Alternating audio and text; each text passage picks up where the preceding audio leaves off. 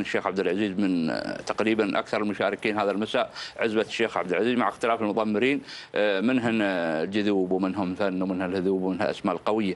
الجذوب تحت اداره سعيد راشد الزعبي، راشد بن بطي الزعبي. راشد بن بطي. نعم، راشد بن بطي الزعبي هو من اكثر المضمرين، وانتقلت ملكيه استاهل تقريبا بعد المحلي الثالث.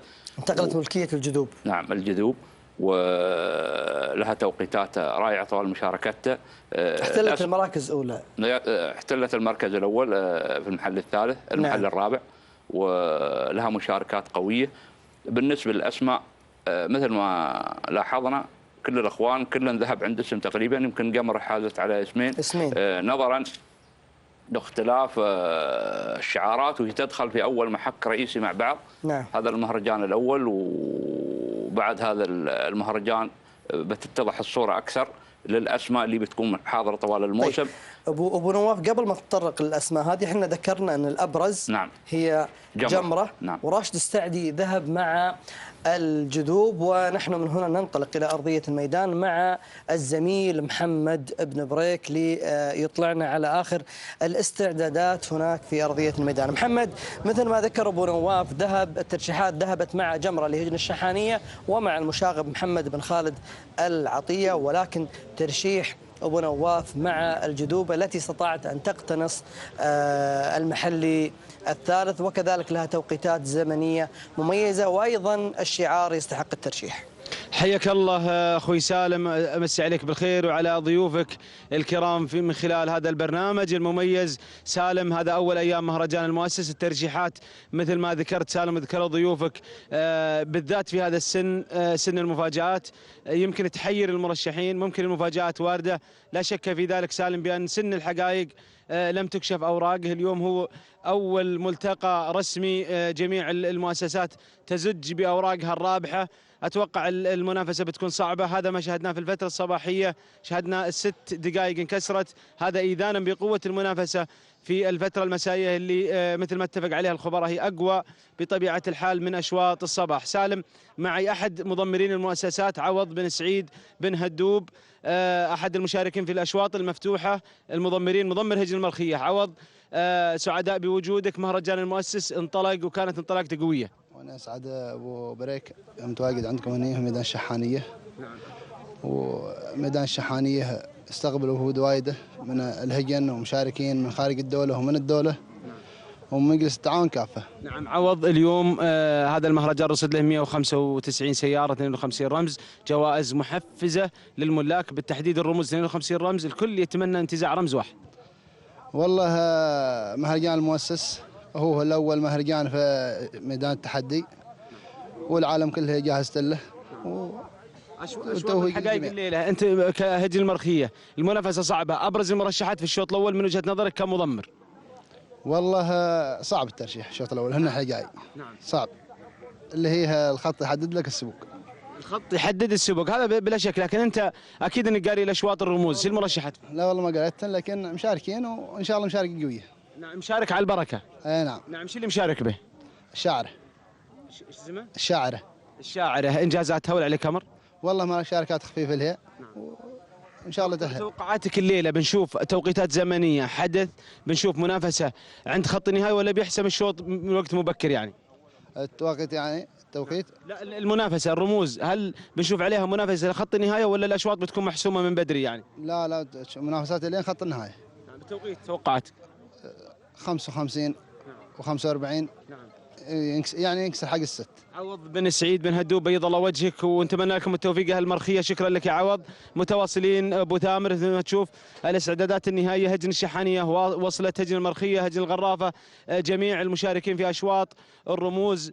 هنا عدد كبير من المضمرين سالم يقفون لمتابعه اخر التجهيزات واخر الاستعدادات لملاك الهجن. اذا عندكم وقت بنا ناخذ حد سالم ولا نرجع بالكلمه للاستديو؟ تفضل خذ راحتك. اذا نشوف المضمر الشبل جابر بن سالم بن فاران في هذه اللحظات. نعم، معنا المضمر الشبل اللي دائما عودنا، الله يبيض وجهه، على التقاء وسائل الاعلام، ابو سالم. مساك الله بالخير وسعداء بك. مساك الله بالنور، الله يحييك ويسلم. نعم، كمؤسسه عملاقه هجن الشحانيه وانت كاحد المضمرين، الاعمده الرئيسيه فيها، كيف استعديتوا لهذا المهرجان الكبير؟ كلنا مستعدين ونتمنى من الله التوفيق. المؤسسات كلها مستعدة، هجن الشحانية وهجن الشيوخ الثانيين. نعم، اليوم هجن او سن الحقائق ابو سالم نشوف فيه كثره اعداد مؤسسات غير السن الكبير، توقعاتك بتكون الليله المنافسه صعبه؟ المنافسات في كل سنة عالم مشترين ويدورون السبوق، والسبوق دوراه وعينه.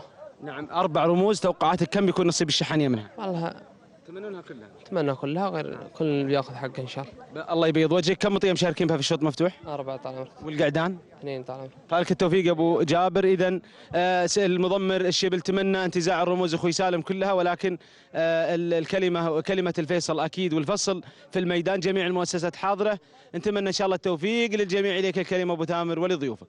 نعم، شكرا محمد، وكذلك الشكر موصول أيضا لضيوفك الكرام. فعلا أرضية الميدان هي الفيصل بين هذه الأسماء وكذلك الشعارات، والجميع يتمنى أن ينتزع الرموز في ميدان الشحنية. إذن أبو نواف، مثل ما ذكرت هناك أسماء بارزة في هذه القائمة. نعم، الأسماء البارزة أبو ثامر جميع الشعارات اللي استعدت أصحاب السمو الشيوخ، وكذلك هجن الشحانية وإنتاج أم الزبار أيضا متواجدين في الشوط، يعطي دلالة واضحة أن الشوط مستهدف من الجميع. وأكثر الشعار اللي ركز على هذا الشوط ب9 أسماء شعار الشيخ عبد العزيز، تعزيز العزبة بالمشتريات الكبيرة، أيضا يعطي اهتمام آخر وبعد آخر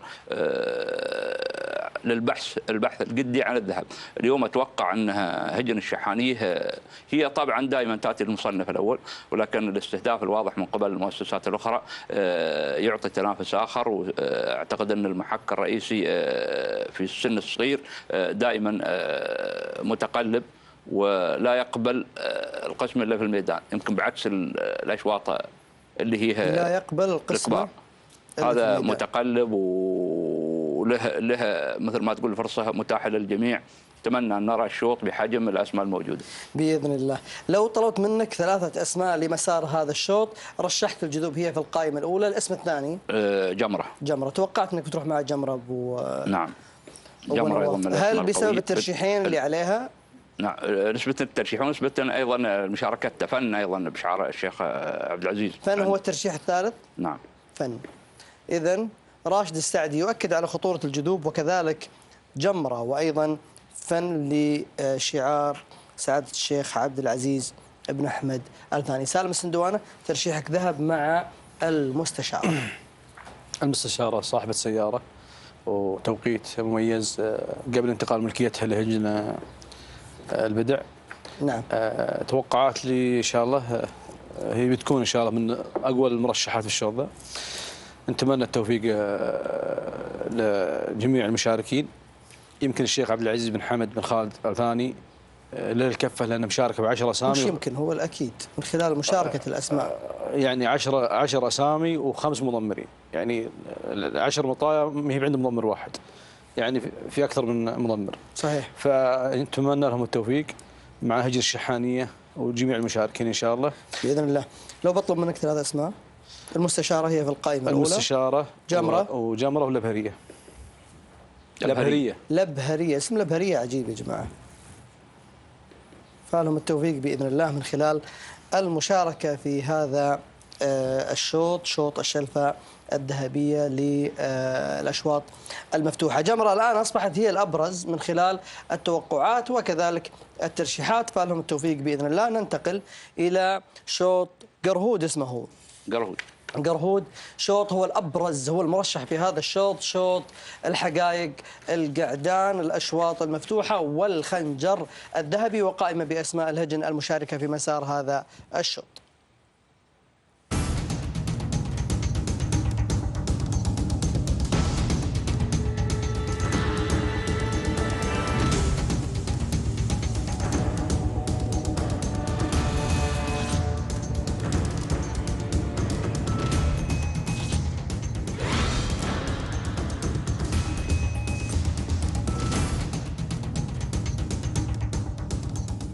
16 اسم في هذه القائمة. آخر هذه الأسماء رقم 16 قرهود لهجن الشحانية، ومع شب للمضمرين جابر بن سالم بن فاران المري، وهو الأول في الترشيحات وكذلك التوقعات. هناك ترشيح واحد من صالح الدعابة مع الفايز لهجن الشحانية وكذلك مع شبل المضمرين، وسالم السندوانة يذهب مع الذيب ومع محمد بن خالد العطية المشاغب. إذن ترشيحك ذهب مع الذيب، ولكن الأبرز ذهبت مع قرهود لهجن الشحانية. سبب المفارقة عند سالم السندوانة، وخصوصا أنك متابع لمستوى قرهود وأيضا مستوى الذيب. والله القعدان 16 قعود كلها قوى وكلها عندها انجازات وعندها نقاط، لكن انا رشحت الذيب لانه صاحب افضل توقيت. صاحب افضل توقيت. افضل توقيت. اي نعم. قرهود بعد من القعدان القوى وتواقيته مميزه والفائز. طبيعة ركضه قرهود سالم. يقوم في المقدمه ونهايته قويه. والذيب؟ الذيب نفس طبيعه ركض قرهود. لكن هذا حصل على افضل توقيت. هذا يحصل افضل توقيت على حسب الاوامر. بعض المطايا طال عمرك يطلب منها اوامر جيب افضل توقيت، بعضها تجيب افضل توقيت بدون اوامر. لكن اليوم محك حقيقي، اليوم رمز، يعني الاوامر حاصله يعني. فاليوم يبين لك القعود لصاحب الرمز، يعني خلاص نجم. يمكن في مهرجان سمو الامير الوالد تختلف ترشيحات عندنا، لان بنشوف اليوم المحك الحقيقي في الرموز، وهذا اول محك للقعدان هذه. لكن القعدان كلها اسباق. يعني نقدر نقول ايضا انا كنت برشح الغربي، اكون معك صادق يعني. الغربي ايش معنى؟ الهجن الغرافه. صاحب توقيت مميز وسابق، ولكن سمعت والعلم عند الله انه حالته الصحيه مش تعبان. حسب المعلومات اللي وصلتني، ولا نعم. انا امس كنت والله كاتب يعني في الترشيح كتبت اسم الغربي، ولكن واحد من الاخوان قال لي سالم ترى القعود الغربي الظاهر انه مريض. لكن ما جانا اي تعليمات انه مستبعد من القائمه، اذا بتغير بنغير. انا بالنسبه لي طبعا مطيه ما تكون مريضه وعليها نقص ما تكون في يومها والعلم عند الله، لكن الغربي من اقوى الاسامي، اذا هو في يومه راح تشوفه اليوم. طيب هو مشارك في القائمه. انا اقول لك الغربي اذا اليوم صاحي يعني وخير بترشح طيب. الغربي بدل الذيب؟ انا رشحت الذيب. المعلومات اللي جاتني ان لو كان تعبان كان راح يستبعد من القائمه، كان ما راح يكون موجود لو كان عنده عارض صحي. الان هو موجود. هو موجود في الكشف. في الكشف صحيح. لا زال موجود في الكشف، بس طيب. خل احنا نركض ونشوف هل هو بيركض ما مركض. الترشيح قبل مش بعد الشوط. اي بس انا المعلومات اللي وصلتني من واحد من الاخوان انه القعود انه مريض. لكن هو عندك في المقام الاول الغربي. هو نعم. نعم.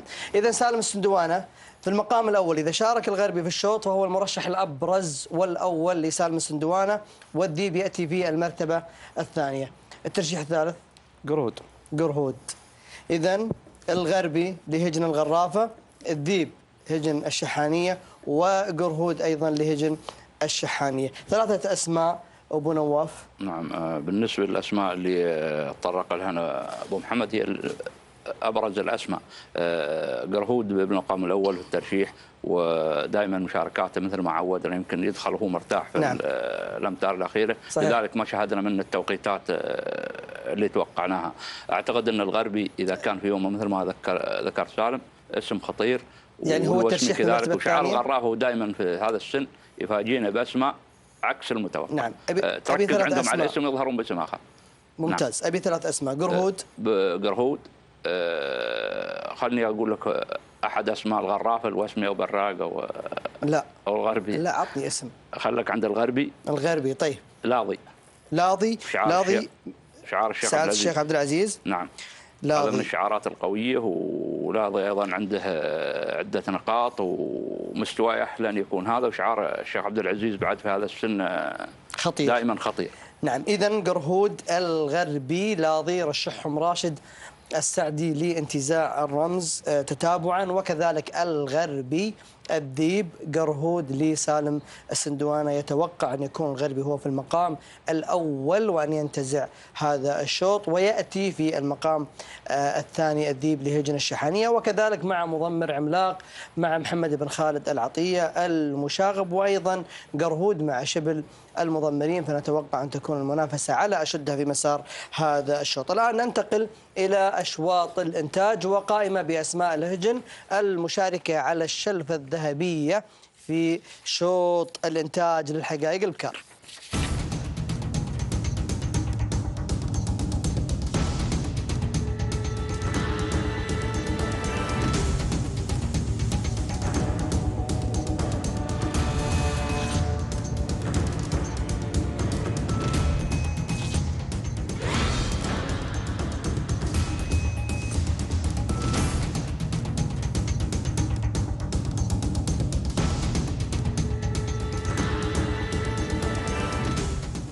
إذا مشاهدينا الكرام 24 اسم في هذه القائمة. الأبرز غند لهجن إنتاج أم الزبار، ومع مبارك بن محمد بن علي الجربوعي اسم يحضر دائما بأسماء تنتزع الرموز وكذلك تنافس على الرموز. وأيضا هجن إنتاج أم الزبار أصبحت تشكل خطر الحقيقة من خلال مشاركاتها في أشواط الرموز وبشكل واضح وأيضا صريح. هناك ترشيح أيضا من غانم الهاجري كذلك مع تاج ومع عبد الله بن علي بن سلام الهاجري، أيضا أحد الأسماء الشباب اللي برز الحقيقة من خلال مشاركاته العديدة في أشواط الرموز. وأيضا سالم السندوانة ذهب مع الزبارة وكذلك مع اسم فاران بن محمد بن قريع.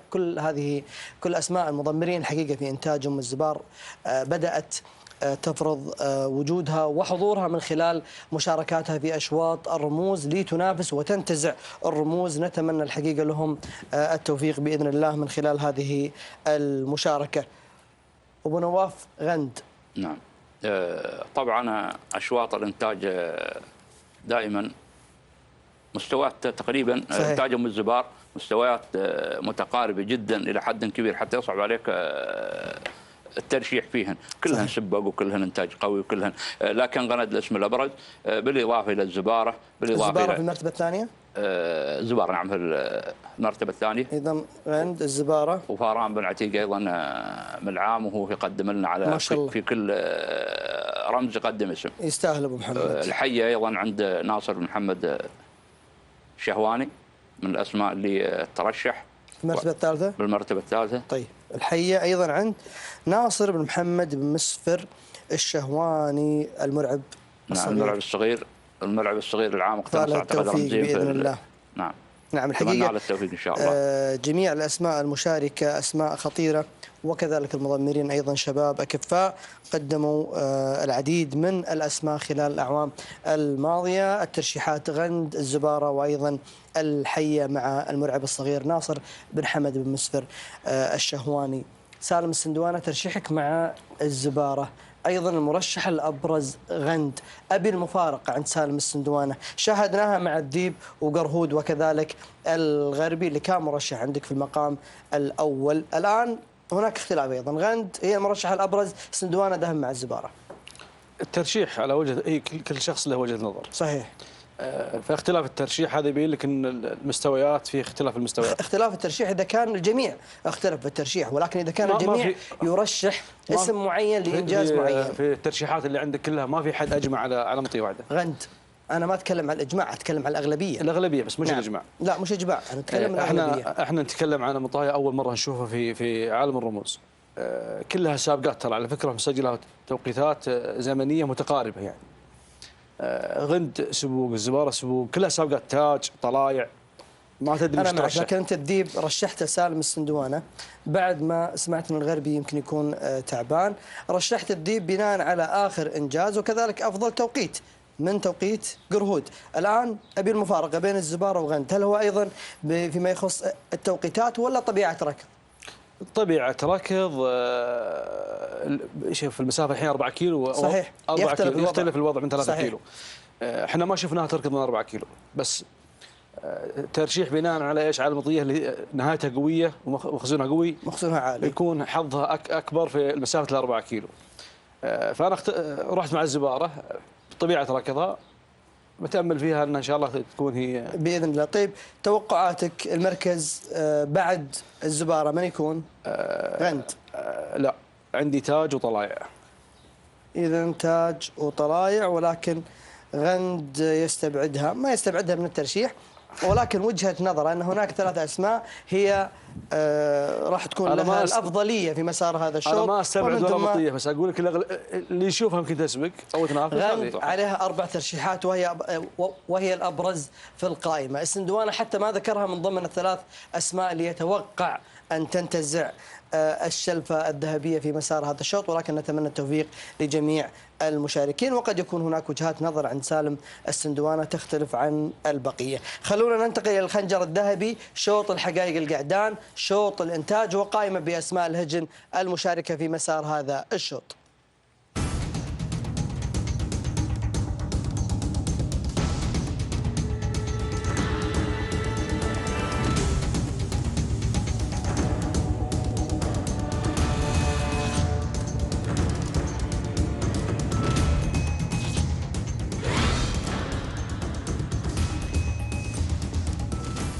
إذا مشاهدينا الكرام، قائمة حملت بين طياتها 20 قعود في شوط الحقائق القعدان، شوط الخنجر الذهبية، شوط الإنتاج. نتمنى التوفيق لجميع المشاركين في مسار هذا الشوط. هنا في هذا الشوط فيه تعادل الحقيقة بين الوسيل هجن إنتاج أم الزبار ومع حمد بن سالم بن بريك المري، أيضا من الأسماء التي تحقق الإنجازات، وكذلك بحار 3 ترشيحات مع بحار، وكذلك 3 ترشيحات مع الوسيل. فنتمنى التوفيق لجميع المشاركين في مسار هذا الشوط. السندوانة الوسيل. الوسيل شفناه طال عمرك ركض من 3 كيلو، كان لحقه طيب وجاء في المركز الثاني. نعم. على حسب أداء شفنا أن القعود هذا يمكن يبغى المسافة أطول، والوسيل حسب المعلومات اللي عندنا هذا ولد الجزيرة. ولد الجزيرة. نعم. طبعا النادرة اللي ما سبقت وصاحبة توقيت مميزة. نعم المعجزة. فولدها وما شاء الله تبارك الله، شفنا منه راكض طيب، وحتى من شكله فيه من امه واجد ما شاء الله تبارك الرحمن في الشكل وفي الاداء ما شاء الله. صراحه ما غدا ودي ارشح شيء على ولد الجزيره. محبه هذه يعني. محبه طال عمرك، هذه الكل يحبها. فنتمنى ان شاء الله نشوف الوسيل اليوم في ياخذ الرمز الاول ان شاء الله على نهج الجزيره ان شاء الله باذن الله. بحار من القعدان القوى، شفناه اخر مركاض سابق بدون اوامر واداء قوي بدون اوامر. نعم. عندك شايش بعد من القعدان القوى. هاي ترى على المعلومه، شايش وبحار من انتاج ام الزبار، ابوها هملول المملوك لانتاج ام الزبار. بعير اول مره نشوف انتاجها طيب، وكلها طال عمرك من اقوى الحشوان السنه شفناها ما شاء الله. ايه. فاليوم المحك عندك شايش وبحار، عندك شايش والسيج ولدي مشرف. لا شايش وبحار على هملول.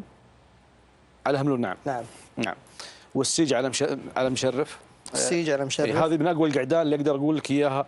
وميار بعد سابق وجايب توقيت مميز. ميار على من؟ اذا ما خاب ظني ان ميار انه على هملول، اعتقد انه على هملول. ممتاز. طيب من في المرتبه الثانيه؟ بعد لوسيل. نعم. بحار. ثالثه شايش على هملول، واخو بحار راشد ونواف. الشوط 20 اسم في هذه القائمة. 20 اسم، وعلى راس القائمة قعودين اللي هن بحار ولوسيل.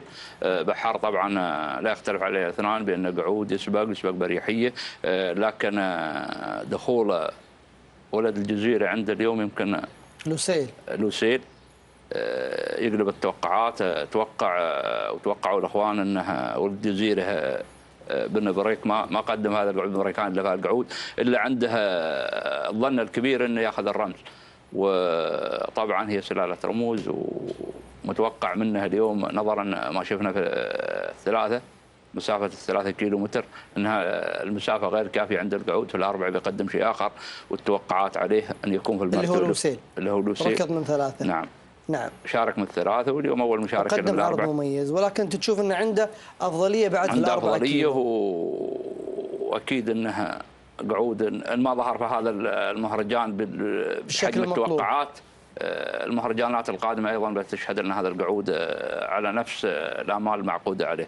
لوسيل ياتي في المرتبه الاولى، المرتبه الثانيه بحار ايضا من حيث الترشيح، وهو قعود لا يستهان به. اتوقع بن صرير مقدم عديم القعود، هذا الاسم ايضا قوي، ووضع العام عندنا عتيم ايضا، واستطاع ان يحسم بكم رمز. هذا العام اعتقد ان شايش وعديم عنده من الاسماء القويه، وانا اعتبره في المرتبه الثالثه من حيث الترشيح عديم. اللي هو عديم. والمرتبه الثانيه من؟ بحار انت مرشح في المرتبه الاولى؟ لا والله لوسيل مرشح المرتبه الاولى. لوسيل، بحار، عديم يعني راح يشكل خطوره في مسار هذا الشوط. والله هنق اي اسم من هذه الاسماء متوقع ان يكون الرمز حليفه، لكن هي توقعات ولاول مره تجتمع، ومسافه الاربعه ايضا يمكن تشهد بعض التغييرات اللي عهدناها عن التمهيديات، والاشياء هذه لا زالت بدايه المهرجانات، والاسماء تغيب وتحضر.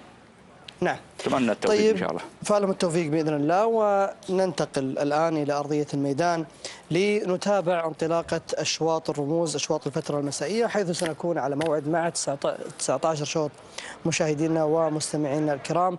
فالهم التوفيق باذن الله من خلال هذه المشاركه.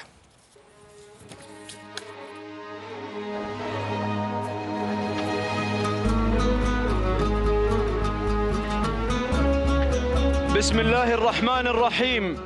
مشاهدينا الأعزاء والحفل الكريم، السلام عليكم ورحمة الله تعالى وبركاته، وأسعد الله مساءكم بكل خير. نحييكم من هنا من أرضية ميدان الشحانية لسباقات الهجن العربية الأصيلة. نحييكم بعد طول غياب في هذا المهرجان، مهرجان المؤسس، هذا المهرجان الذي انتظرناه على مدار عام كامل.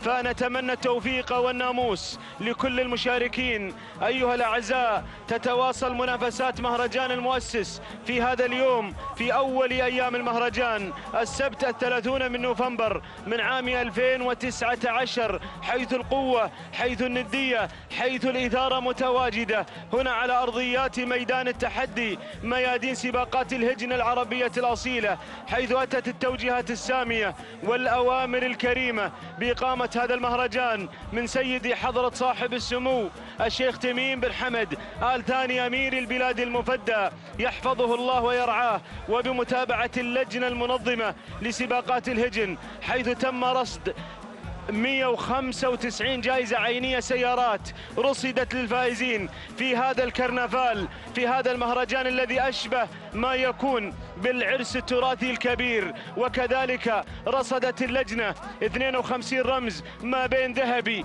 وما بين الرمز الفضي. نتمنى التوفيق للجميع. برنامجنا المسائي لهذه الليلة هو عبارة عن إقامة 19 شوط تستهل بالأربعة أشواط الأولى، أشواط الرموز، الأشواط الذهبية، الشلفة الذهبية للحقائق البكار، بانتظار الانطلاقة من مسافة 4 كيلومترات، حيث خصص هذا الشوط شوط مفتوح ورمز مفتوح لهجن أصحاب السمو والسعادة الشيوخ، لمؤسساتها، لملاكها، لمضمرينها. نتمنى التوفيق للجميع. الترحيب مشاهدينا الكرام بالمتابعين عبر شاشات التلفزة، قناة الريان الفضائية، قنوات الدوري والكاس المصاحبة لنا في هذا النقل، تلفزيون قطر، موقع الأبرقة لسباقات الهجن. أرحب أيضا بالحاضرين معنا على أرضيات الميادين. الترحيب أيضا بالمستمعين الأعزاء عبر أثير الراديو. مرحبا بالجميع. وما هي إلا لحظات وينطلق هذا الشوط الأول الرئيسي، أقوى أشواط الحقائق في مهرجان المؤسس، نقوة الحقائق، خيرتها تستعد في هذا المساء وفي هذه اللحظات للانطلاقة. وهكذا مشاهدينا الأعزاء، العيون تراقب بوابات الانطلاق، حيث تم إغلاقها بالكامل، وذلك استعدادا لانطلاقة ولتدشين أول أشواطنا الأولى، أول رموز المهرجان. هكذا ينطلق هذا الشوط الأول، شوط الشلفة الذهبية. بسم الله وعلى بركة الله، بسم الله نبدأ وعليه نتوكل، ومنه سبحانه وتعالى نطلب التوفيق والسداد والنجاح. ينطلق هذا الشوط القوي، ينطلق هذا الشوط بشعاراته، بأسمائه، بسلالاته العريقة الحاضرة التي تجري في عروقها الأصالة في أقوى أشواط الذهب. شوط الشلفة، الشلفة الشلفة الشلفة الذهبية. لمن من هذه المؤسسات ولمن من هذه الأسماء الحاضرة في هذا المساء؟ المركز الأول ومن تقود المسيرة في هذه اللحظات وتنطلق على الصدارة. لحظة لسعادة الشيخ عبد العزيز بن حمد آل ثاني، يضمرها عبد الله بن شامس المحاربي. بينما المركز الثاني هجن الغرافة تتقدم مع عدالة، تتقدم إلى الشلفة الذهبية من هجن الغرافة، يضمرها سالم بن عامر المدهوشي. ننتقل إلى المركز الثالث، وحيث تصل هنا ظن لهجن الشحانية مع المضمر الشبل جابر بن سالم بن فاران. المركز الرابع وصلت وانطلقت فيه المستشارة لهجن البدع مضمر محمد بن ثاني الهاملي، ولكن حصل دخول من دوشه لسعاده الشيخ عبد العزيز بن حمد آل ثاني، يضمرها عبد الله بن شامس آل محاربي. وبينما المركز الخامس لهجن البدع مع المضمر عبد الله مع المضمر محمد بن ثاني الهاملي. هذه نتيجتنا ايها الاعزاء. ياهو شوط الشلفه. من بيشل الشلفه الليله؟ لمن ناموس الشلفه؟ يا مضمرين، يا عمالقه، يا ملاك، مؤسسات عملاقه حاضره الليله، حاضره هدفا وطمعا لانتزاع الشلفه الذهبيه في مهرجان المؤسس الشيخ جاسم بن محمد بن ثاني طيب الله ثراه. هذا المهرجان الذي ينتظره ملاك الهجن في الخليج عاما بعد عام. العودة إلى التغيير الذي طرأ وجرى على مقدمة الشوط. غرفاوي، والله غرفاوية، لا والله غرفاوية. هذا التقدم غرفاوي مع المركز الأول كما عودنا هذا الشعار. الحضور في الأشواط النارية، في الأشواط الجماهيرية،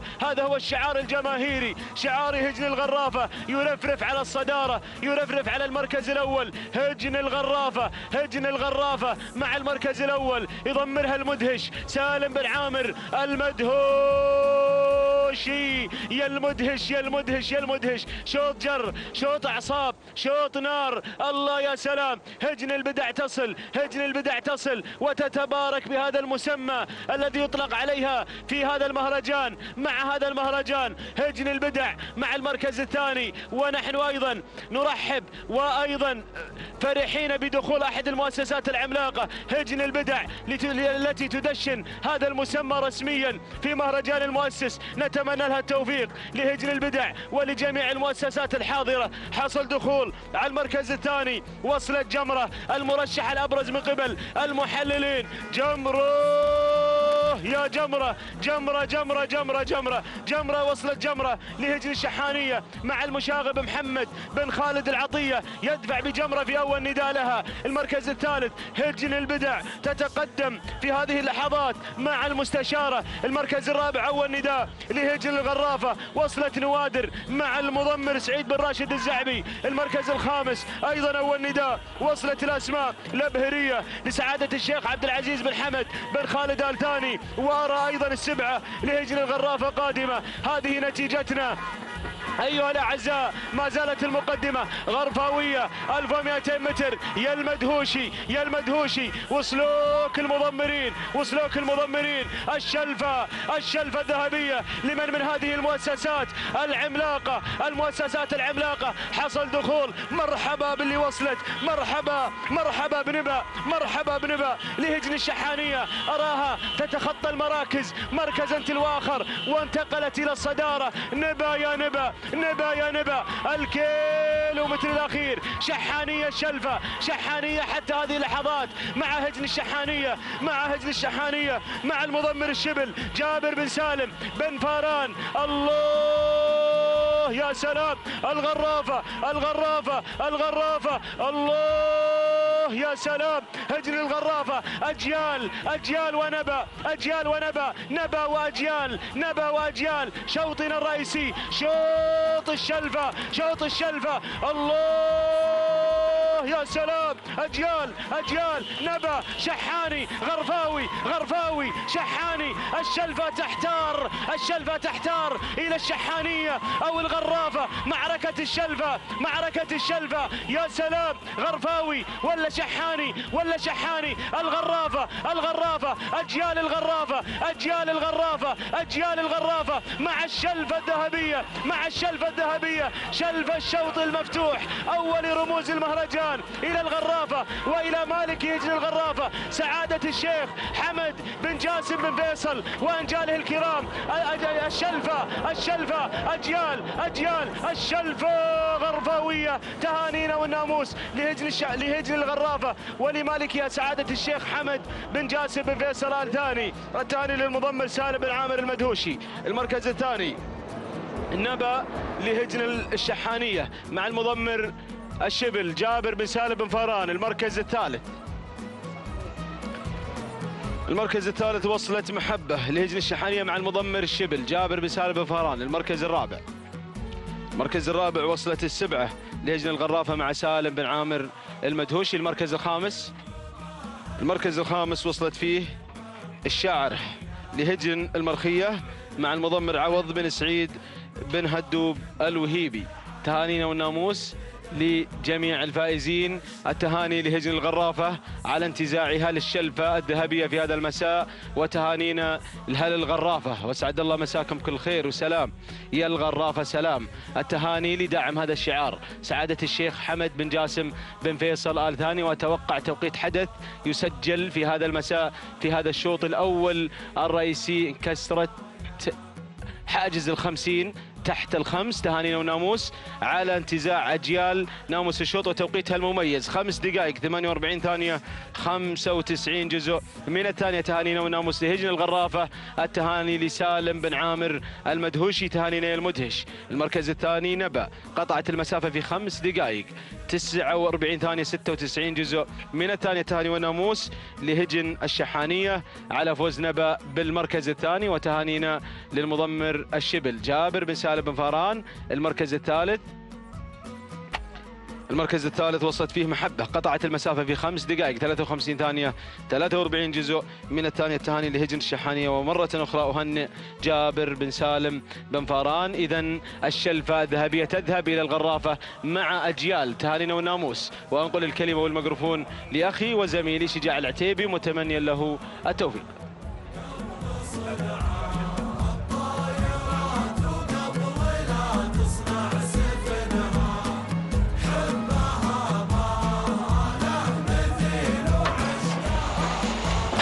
بسم الله الرحمن الرحيم. بسم الله نبدأ وعليه نتوكل ومنه نطلب السداد والتوفيق والنجاح. إذا متابعينا مشاهدينا الكرام، أسعد الله مساكم وجميع يوقاتكم بكل خير. هنا من ميدان التحدي، ميدان الشحانية لسباقات الهجن العربية الأصيلة في مهرجان المؤسس طيب الله ثراه. هنا في انطلاقات أشواط الرموز على بركة الله وتوفيقه ينطلق شوطنا الرئيسي للقعدان الحقائق.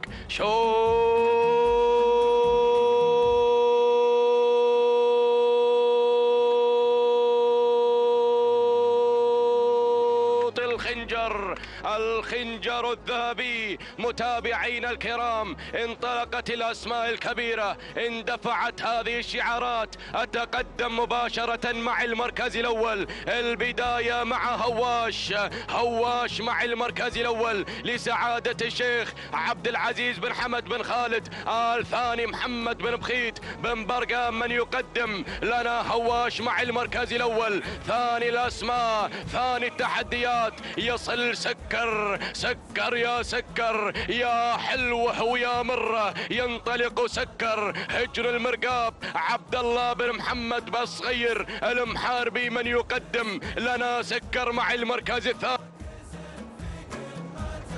يتقدم بالوحوش على ثاني الأسماء مقدما لنا سكر. المركز الثالث يصل شعار الوسمي هجن الغرافة سالم بن عامر بن راشد المدهوشي، يتقدم مع المركز الثالث يقدم لنا الوسمي. الله يا المدهوشي من يتقدم مع المركز الثالث. المركز الرابع يصل في هذه اللحظات، يصل الفايز هجن الشحانية جابر بن سالم بن جابر بن فاران الشبل، يقدم لنا الفايز، يغير من المركز الرابع إلى المركز الثالث، إلى المركز الثاني، إلى المركز الأول، وفي طريقه إلى الخنجر الذهبي. المركز الخامس وصل في هذه اللحظات الذيب يا الذيب، انطلق الذيب هجن الشحانية محمد بن خالد بن عبد الله العطية، يقدم لنا الذيب المشاغف في التضمير، يتقدم مع المركز الخامس، انطلق مع المركز الثالث. الله الله يا شوط الخنجر الذهبي. أعود مع المركز الأول، أعود مع البداية، أعود مع الصدارة. الله يا المركز الأول. ينطلق الفايز، يتقدم الفايز، يتحكم الفايز، يتقبض الفايز بالمركز الأول. الأول هجن الشحانية جابر بن سالم بن فاران المري يقدم لنا الفايز شبل المضمرين. المركز الثاني وصل في هذه اللحظات، وصل الذيب هجن الشحانية محمد بن خالد بن عبد الله العطية. وصل الشعار الغرفاوي يتقدم الوسمي سالم بن عامر بن راشد المدهوشي يقدم لنا الوسمي. الله يا الوسمي. المركز الرابع يصل في هذه اللحظات قرهود هجن الشحانية جابر بن سالم بن فاران المري. يصل الشبل مع قرهود على رابع الأسماء. المركز الخامس وصل حامي فالشوط حامي. الله يا حامي لسعادة الشيخ عبد العزيز بن حمد بن خالد الثاني محمد بن بخيت أو سعيد بن راشد بن بطي الزعبي يقدم لنا حامي. يتقدم الشرس في التضمير، ولكن أعود مع المركز الأول الكيلو الخطير، كيلو الخنجر الذهبي، كيلو الأمتار الأخيرة، كيلو الذهب، كيلو الخنجر. انطلق الفايز وصل قرهود الشعار الشحاني، الشعار هجن الشحانية، الشعار الأدعم. وصل حامي يا حامي لسعادة الشيخ عبد العزيز بن حمد بن خالد الثاني. الشرس في التضمير راشد بن بطي الزعبي يقدم لنا حامي، وايضا الشعار الغرفاوي يتقدم في هذه اللحظات. الخنجر الذهبي،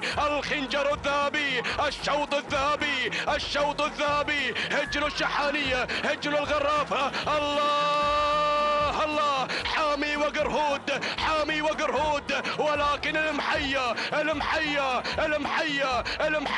هجن الغرافة، هجن الشحانية، الأمتار الأخيرة، اللحظات الأخيرة. قرهود المحية قرهود المحية.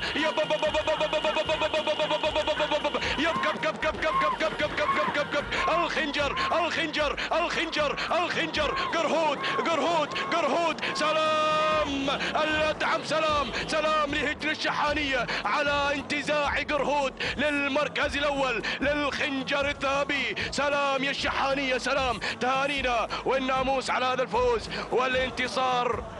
المركز الثاني المحية هجن الغرافة. المركز الثالث حامي لسعادة الشيخ عبد العزيز بن حمد بن خالد الثاني. المركز الرابع الفايز هجن الشحانية. المركز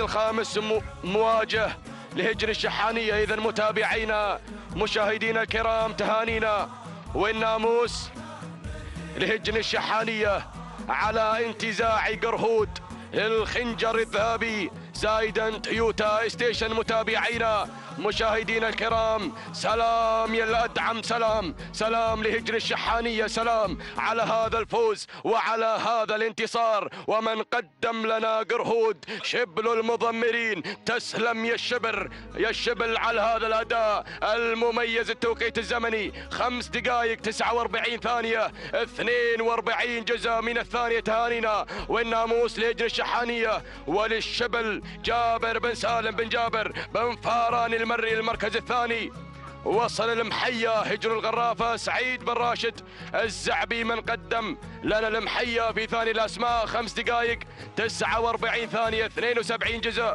من الثانية. تهانينا والناموس. المركز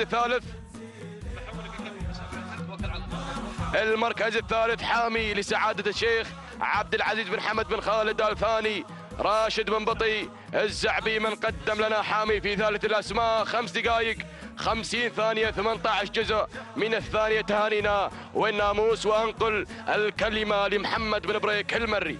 شكرا للزميل شجاع. إذا متواصلين مشاهدينا الأعزاء في هذا المهرجان، مهرجان المؤسس ورموز الذهب. في أول أيام هذا المهرجان أنوه للسادة الفائزين برموز الذهب.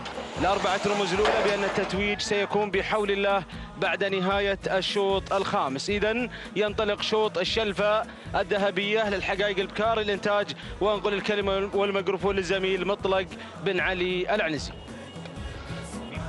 بسم الله الرحمن الرحيم، بسم الله نبدأ، بسم الله نستعين. متابعينا مشاهدينا الكرام، أرحب بحضراتكم أجمل وأطيب ترحيب في هذه الأمسية الرئيسية الذهبية الخاصة والخالصة لأصحاب السمو والشيوخ والسعادة. انطلقنا مع شوطين ماضيين، الأشواط الرئيسية المفتوحة كان الشعار الغرافة حاضرا مع أجيال محققا للشلفة في الشوط المفتوح، وحضر في شوطنا الماضي قرهود لينتزع مع الشعار الأدعم الكبير ناموس الشوط الأول الرئيسي الخاص بالقعدان، وله خنجر ذهبي. يا سلام، لتبدأ معركة غير، معركة ناموسها غير، وطعمها غير، وجمهورها غير، وشعاراتها غير، وحضور الشعارات غير، وتعليقنا غير اليوم. الله، الشلفة الذهبية الخاصة بالإنتاج ال4 كيلومترات مع هذه المؤسسات العملاقة. نبدأ مع المركز الأول بعد أن قطعنا الكيلومتر الأول. نعلن حضور الأسماء، نعلن حضور بهاء على المركز الأول. لهجن أم الزبار مع بن صرير يقدمها، ويقدم اللي تليها مباشرة غاند على المركز الثاني مع بن صرير. المركز الثالث سيطرة بالشعار أم الزبار مع فران بن محمد بن قريع المري على المركز الثالث. المركز الرابع مرحبا بنقوة على المركز الرابع وبشعارها وبمضمرها عبد الله بن سلامة الهاجري على المركز الرابع. هذه نقوة بشعار أم الزبار. المركز الخامس يموزون، اوه يا مزون لهجن أم الزبار مع مبارك بن صرير المري. هذه النتيجة المبدئية النداء الأول، لكن الشلفة الذهبية حايرة مع هذه الأسماء العملاقة يا أخواني. 4 كيلومترات ثقيلة على المضمرين، خفيفة على هذه الأصايل. الله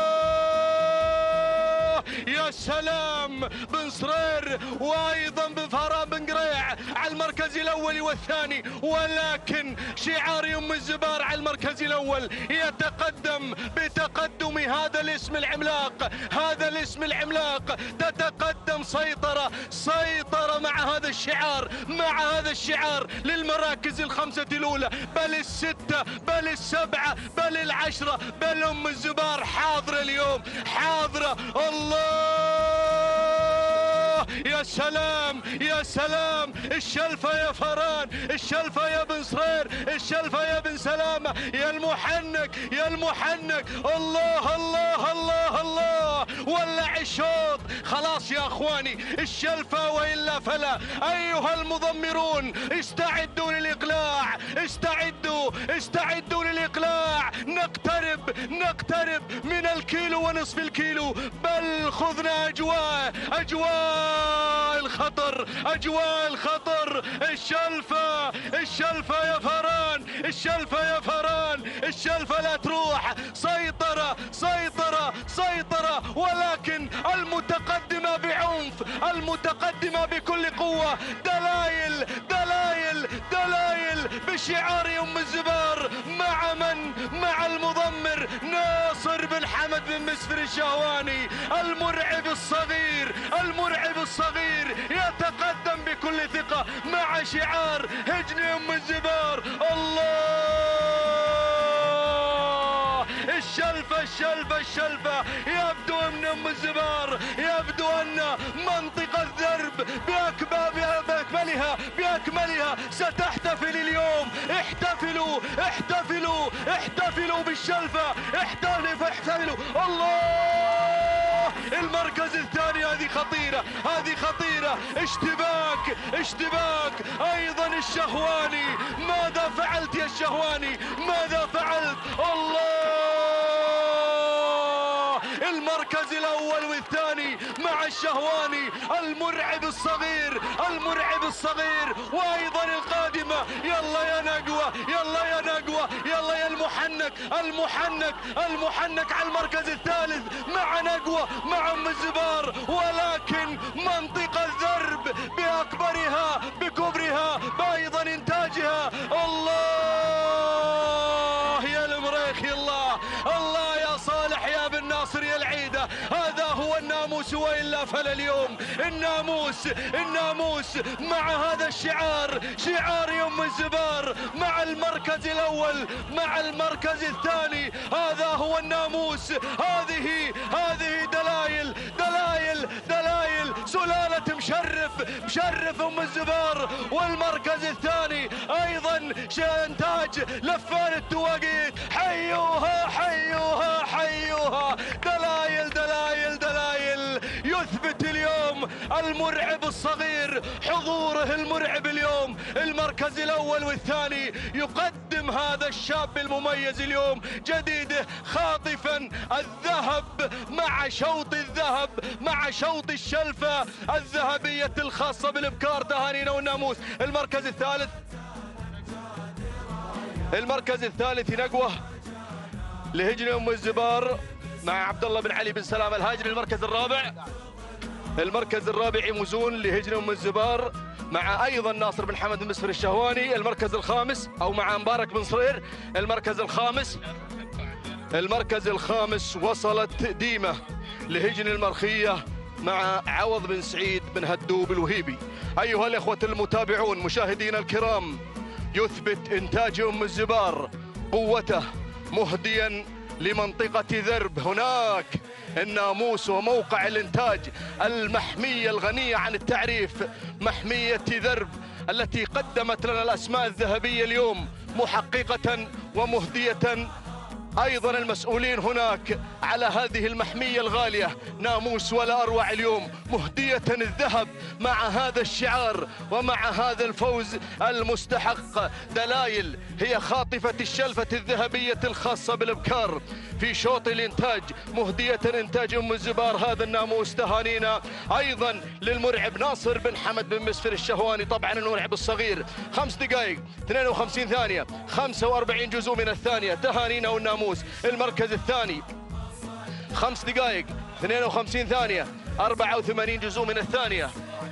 هذه اشتباك ايضا بشعار ام الزبار مع ناصر بن حمد بن مسفر الشهواني المرعب الصغير. هذه اللي وصلت بالمركز الثالث. 5 دقائق 56 ثانية 26 جزء من الثانية. نقوة لهجن ام الزبار بقيادة المحنك عبد الله بن علي بن سلامة الهاجري. تهانينا والناموس متابعينا مشاهدينا الكرام على هذا الفوز المستحق الذي حققه شعار ام الزبار بناموس ولا اروع، بنكهة غير، بطعم غير، مهدية أيضا دلائل ناموس الشوط الأول والشلفة الذهبية الخاصة بالإنتاج إلى محمية ذرب هناك وإلى المسؤولين في هذه المحمية الغالية. تهانينا والناموس.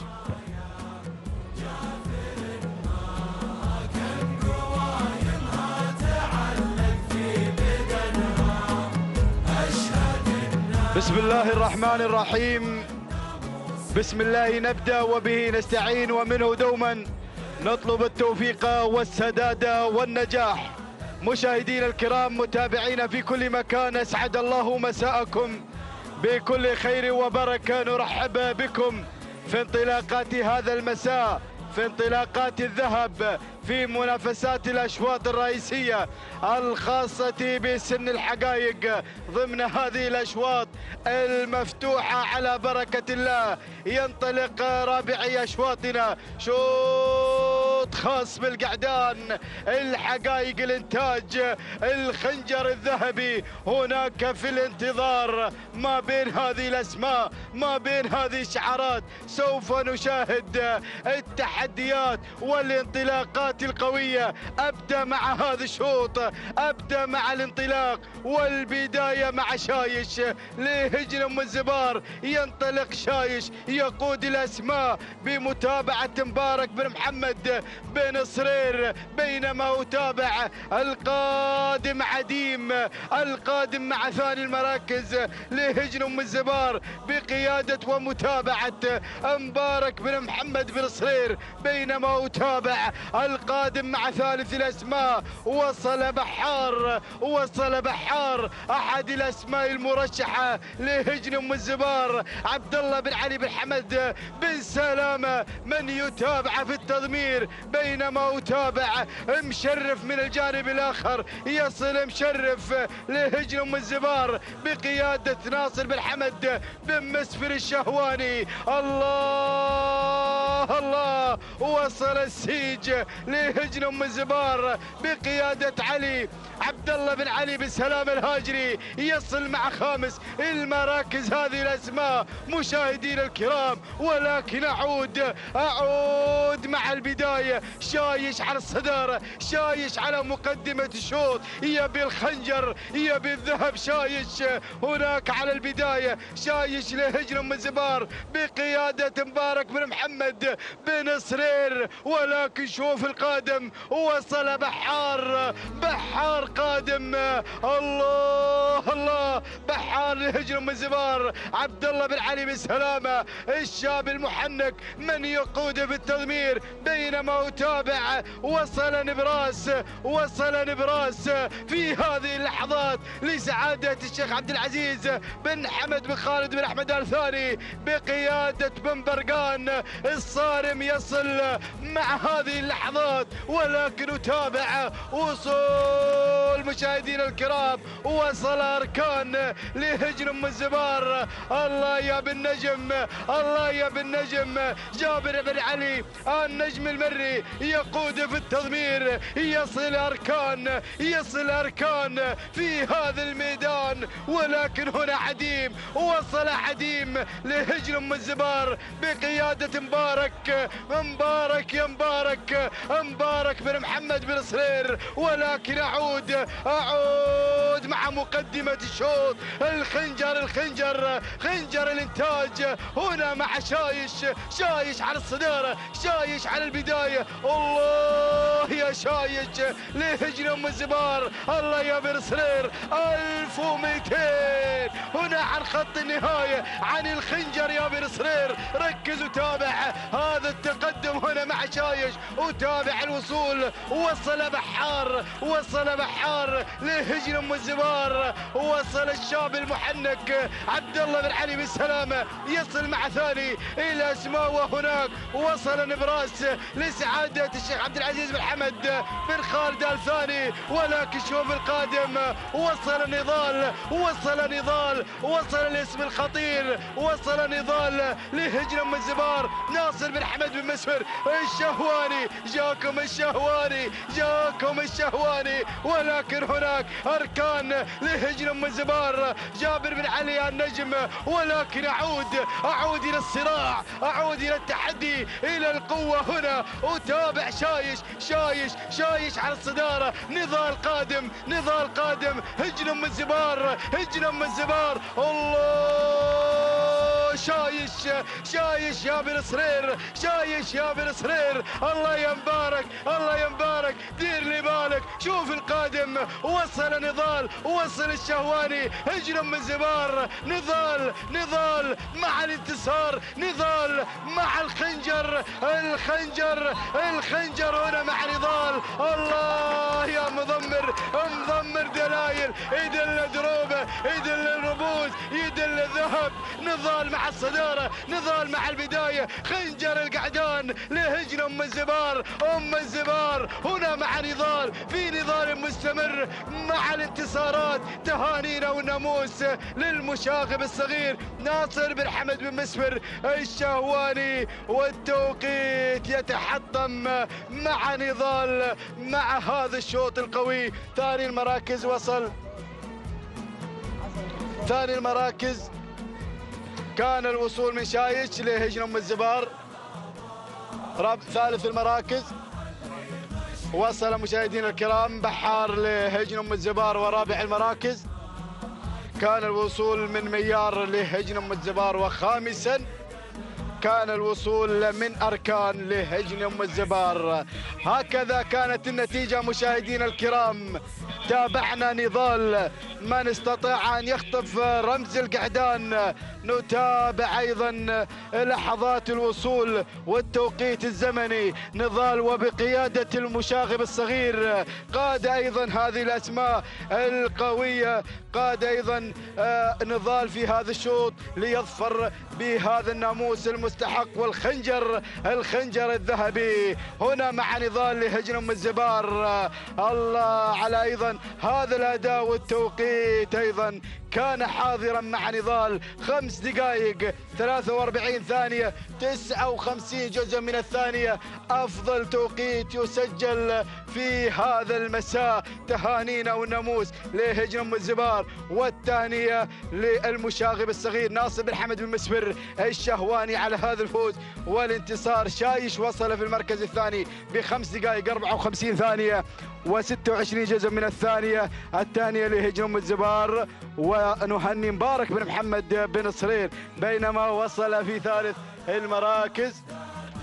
كان الوصول من بحار لهجن أم الزبار بقيادة عبد الله بن علي بن حمد بن سلام الهاجري ب5 دقائق 52 ثانية 18 جزء من الثانية. تهانينا والناموس للجميع.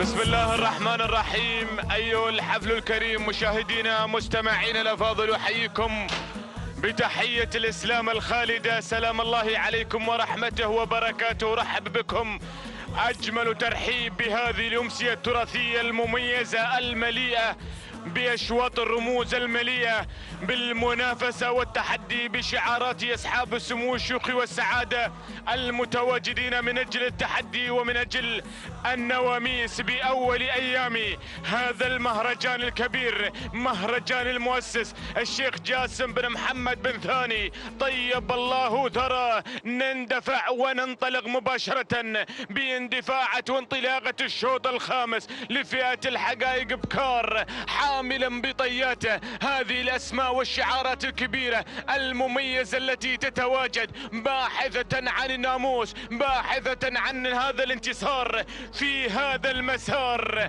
نبدأ بعد المراكز، نبدأ بالشعار هجن الغرافة، شعار أجيال من انتزعت أول أشواط هذا المساء وانتزعت الشلفة الذهبية. تتقدم شوميلة مع المقدم بشعار هجن الغرافة بمتابعة المدهش سالم بن عامر المدهوشي. يتابع شوميلة على المركز الأول، مودع على المركز الثاني أيضا بشعار هجن الغرافة بقيادة المدهش سالم بن عامر المدهوشي. بينما المركز الثالث أتابع هنا أحلى لسعادة الشيخ عبد العزيز بن حمد بن خالد بن أحمد الثاني، مالك بن عبد الله بن شامس المحاربي. يتابع أحلى على المركز الثالث. المركز الرابع نتابع صفا لسعادة الشيخ عبد العزيز بن حمد بن خالد بن أحمد الثاني مع حمد بن طالب بن عمارة المري. يتابع صفا التي بدأت تتسلل بدورها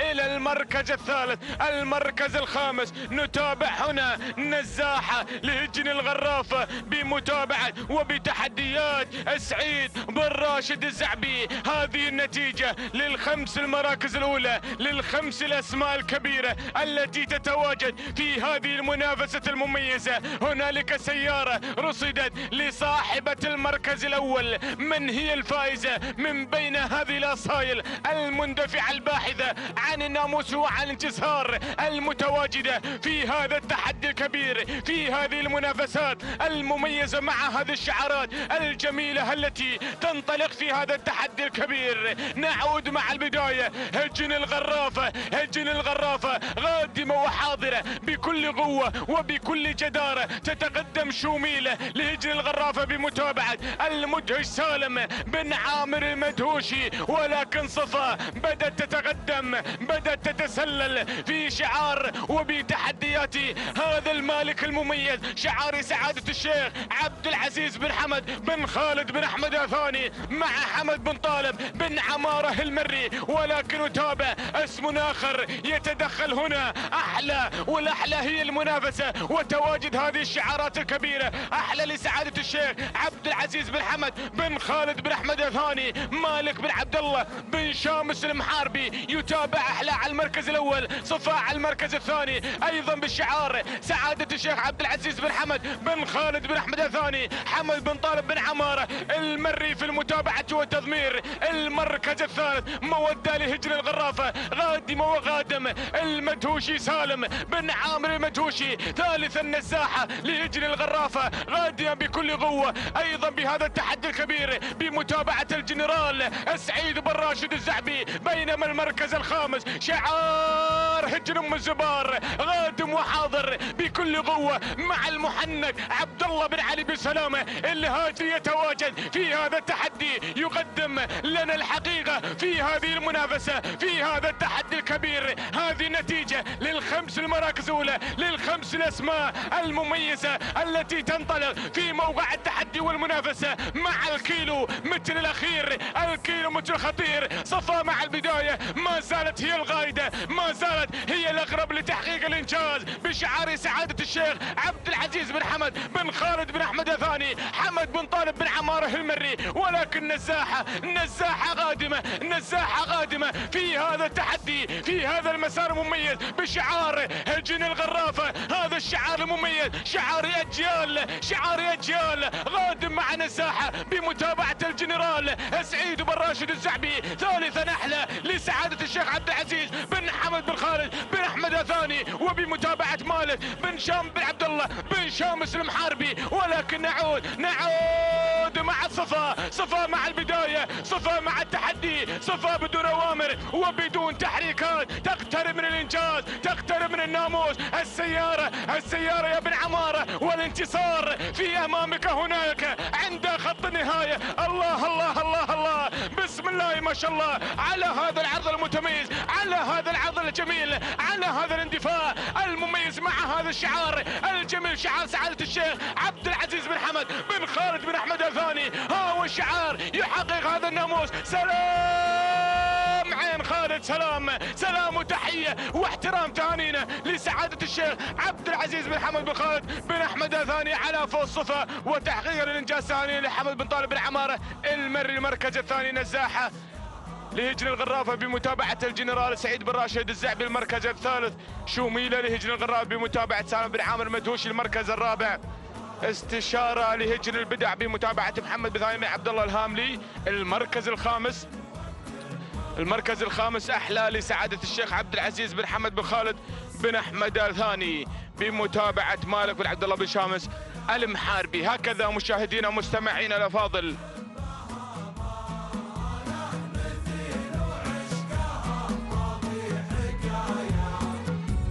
هكذا المنافسة مشاهدينا ومستمعينا الأفاضل مع هذا التحدي.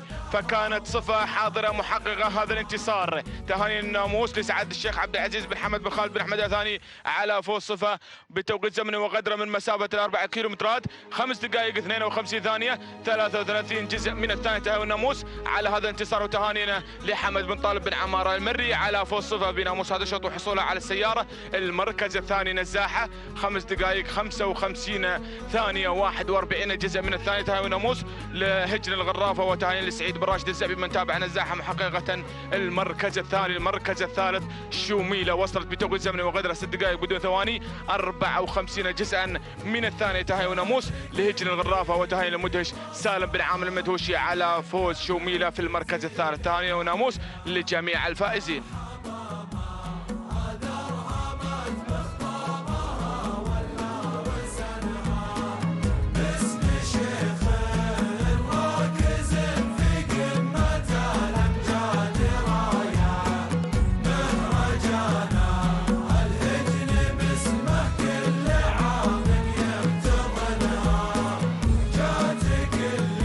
مشاهدينا الكرام مستمعينا الافاضل لحظات التتويج بأشواط الرموز الحاصلين على أشواط الرموز لهذه الأمسية التراثية المميزة التي شاهدنا بها التحدي والمنافسة. ها هي صورة للشلفة والخنجر الحاضرة في هذا المساء، فكانت المنافسة حاضرة وكانت الشعارات الكبيرة متواجدة والمؤسسات العملاقة الحاضرة من أجل التتويج في أول أيام هذا المهرجان الكبير، مهرجان المؤسس الشيخ جاسم بن محمد بن ثاني طيب الله ثراه. كما شاهدنا التحدي والمنافسة بأول أشواط هذا المساء المميز، بأول تحديات هذا المساء. يتفضل سعادة عبد الله بن محمد الكواري لتسليم الفائزين الحاصلين على أشواط الرموز بهذه اللحظات. أول الأشواط مشاهدينا مستمعينا الأفاضل كان شوط الحقائق البكار المفتوح والشلفة الذهبية، فكانت المنافسة عند الرمق الأخير حاضرة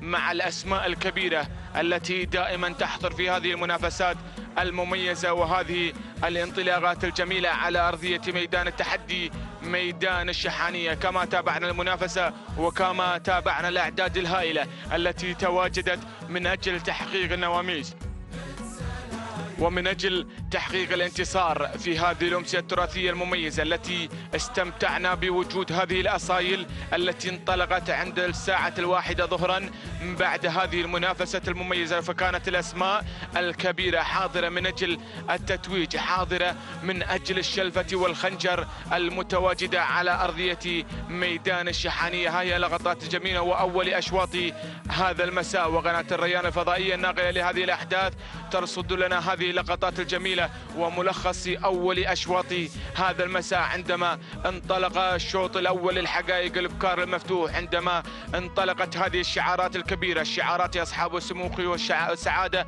المتواجدين من أجل التحدي. فكان تهانينا والناموس لهجن الغرافة على فوز أجيال وتحقيقها للشلفة الذهبية، وتهانينا للمدهش سالم بن عامر المدهوشي من حقق هذا الانتصار. تهانينا لسعادة الشيخ عبد الله لسعادة الشيخ حمد بن جاسم بن فيصل آل ثاني وانجاله الكرام بفوز اجيال وانتزاعها للشلفة الذهبية لأول أشواط هذا المساء. تهاني وناموس لهجن الغرافة وتهاني للمدهش سالم بن عامر المدهوشي. شوط الخنجر الذهبي للحقائق القعدان المفتوح، فكانت المؤسسة العملاقة حاضرة، هجن الشحانية كعادتها مع قرهود حقق هذا الانجاز تهاني وناموس وحصل على الخنجر الذهبي. تهاني للشبل جابر بن سالم بن فاران المري من تابع قرهود حامل شعار هجن الشحانية متوجا بهذا الخنجر الذهبي. أيضا شوطنا الثالث للحقائق البكار الإنتاج، فكانت الشلفة متواجدة، فكانت الأسماء الكبيرة حاضرة، وكانت دلائل هي الاسم الأقوى والألمع والنجمة الساطعة بشعار هجن أم الزبار، المؤسسة العملاقة الحاضرة المتوجة بالشلفة الذهبية للإنتاج. وتهانينا لناصر بن حمد بن مسفر الشهواني من قاد دلائل محققة هذا الانتصار، محققة هذه الشلفة الذهبية. تهانينا والناموس على هذا الانتصار المميز. تهانينا لناصر بن حمد بن مسفر الشهواني بفوز دلائل حاملة شعار هجن أم الزبار. الشوط الرابع والخنجر الذهبي للحقائق القعدان الإنتاج، فكانت أيضا مؤسسة هجن أم الزبار حاضرة مع نضال محققة التوقيت الأفضل والأجمل والخنجر الذهبي للحقائق القعدان الإنتاج، أيضا مع المضمر ناصر بن حمد بن مسفر الشهواني المرعب الصغير من حقق هذا الانتصار، حصل على الشلفة الذهبية مع دلائل، وحصل على الخنجر الذهبي، الشلفة الذهبية والخنجر الذهبي مع نضال. تهاني وناموس لهجن أم الزبار، وتهاني لهذه المؤسسة العملاقة والقائمين عليها، وتهاني للمرعب الصغير ناصر بن حمد بن مسفر الشهواني من تابع دلائل ونضال محققا الشلفة الذهبية والخنجر الذهبي. هكذا مشاهدينا الكرام تابعتم معنا تتويج الفائزين بالأربعة الأشواط الرئيسية، والتحضيرات جارية لانطلاقة سادس أشواط هذا المساء، شوط الحقائق القعدان المفتوح. وأحد الزملاء يتواصل معكم موفقا في هذا الشوط.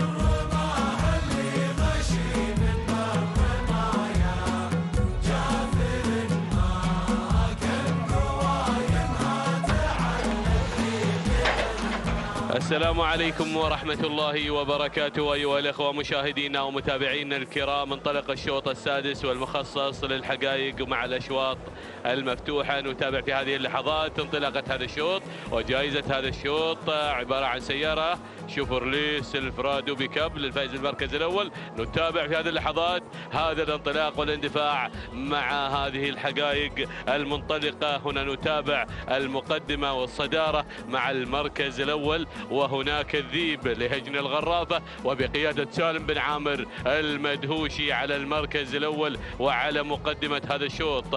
نتابع في هذه اللحظات الاندفاع مع المركز الأول، بينما أراد تسلل من الجانب الأيمن والوصول في هذه اللحظات والقدوم من كبريت لسعادة الشيخ عبد العزيز بن حمد بن خالد بن أحمد الثاني، وأيضا محمد بن بخيت بن برقان أيضا من يتابع في هذه اللحظات، بينما أرى التسلل أيضا من الجانب الأيمن. هناك نتابع خنجر لسعادة الشيخ ناصر بن أحمد بن ناصر بن جاسم الثاني، ويضمرها أيضا حمد بن عايض بن محمد الحنزاب المري من يتابع في عملية التضمير. نتابع هنا قدوم آخر مع قصيد لهجن المرخية وبقيادة محمد بن حميد بن راكان بن جيم الوهيبي مع قصيد اللي على المركز الثاني في هذه اللحظات، بينما المركز الثالث نتابع هجن الغرافة مع الذيب. المركز الرابع هنا أيضا كبريت على المركز الرابع دعناه قبل لحظات، بينما المركز الخامس نتابع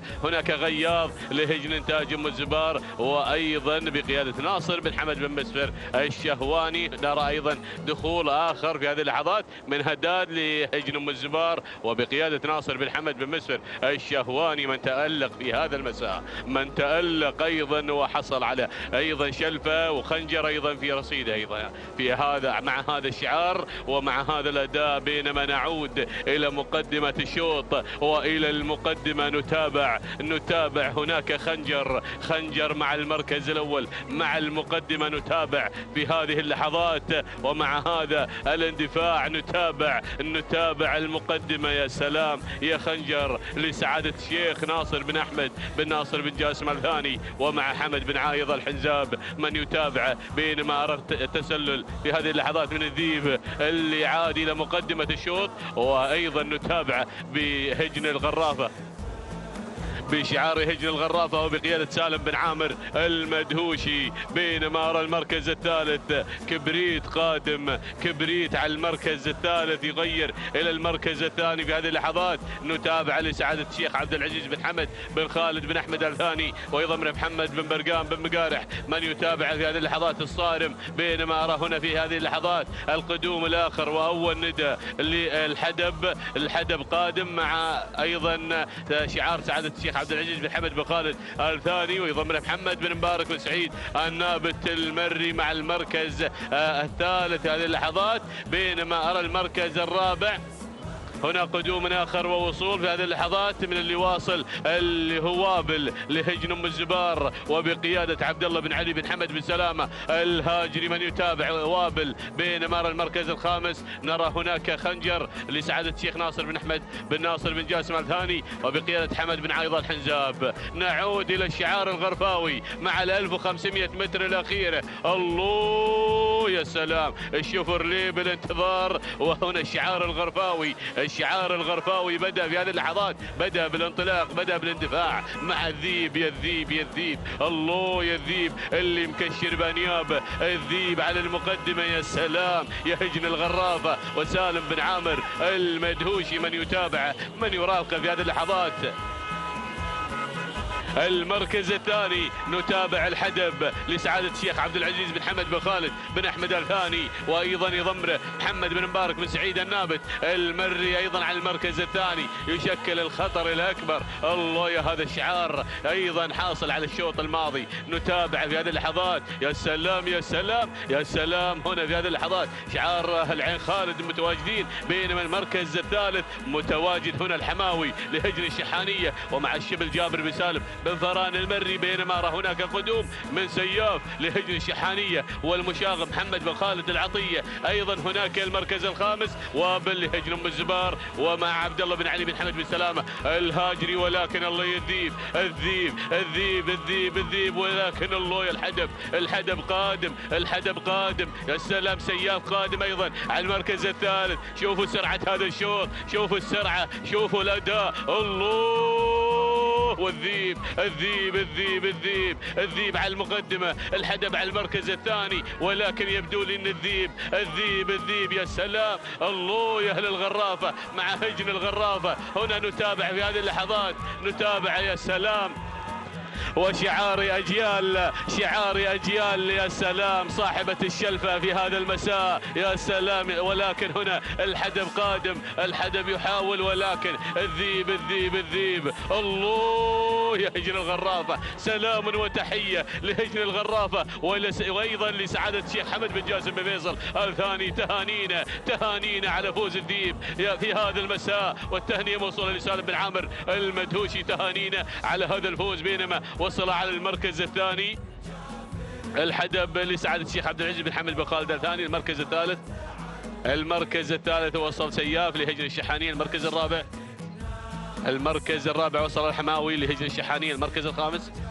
المركز الخامس وابل لهجن ام الزبار مع بن سلامة. يا سلام على هذا الاداء والتحدي والتنافس الشيق.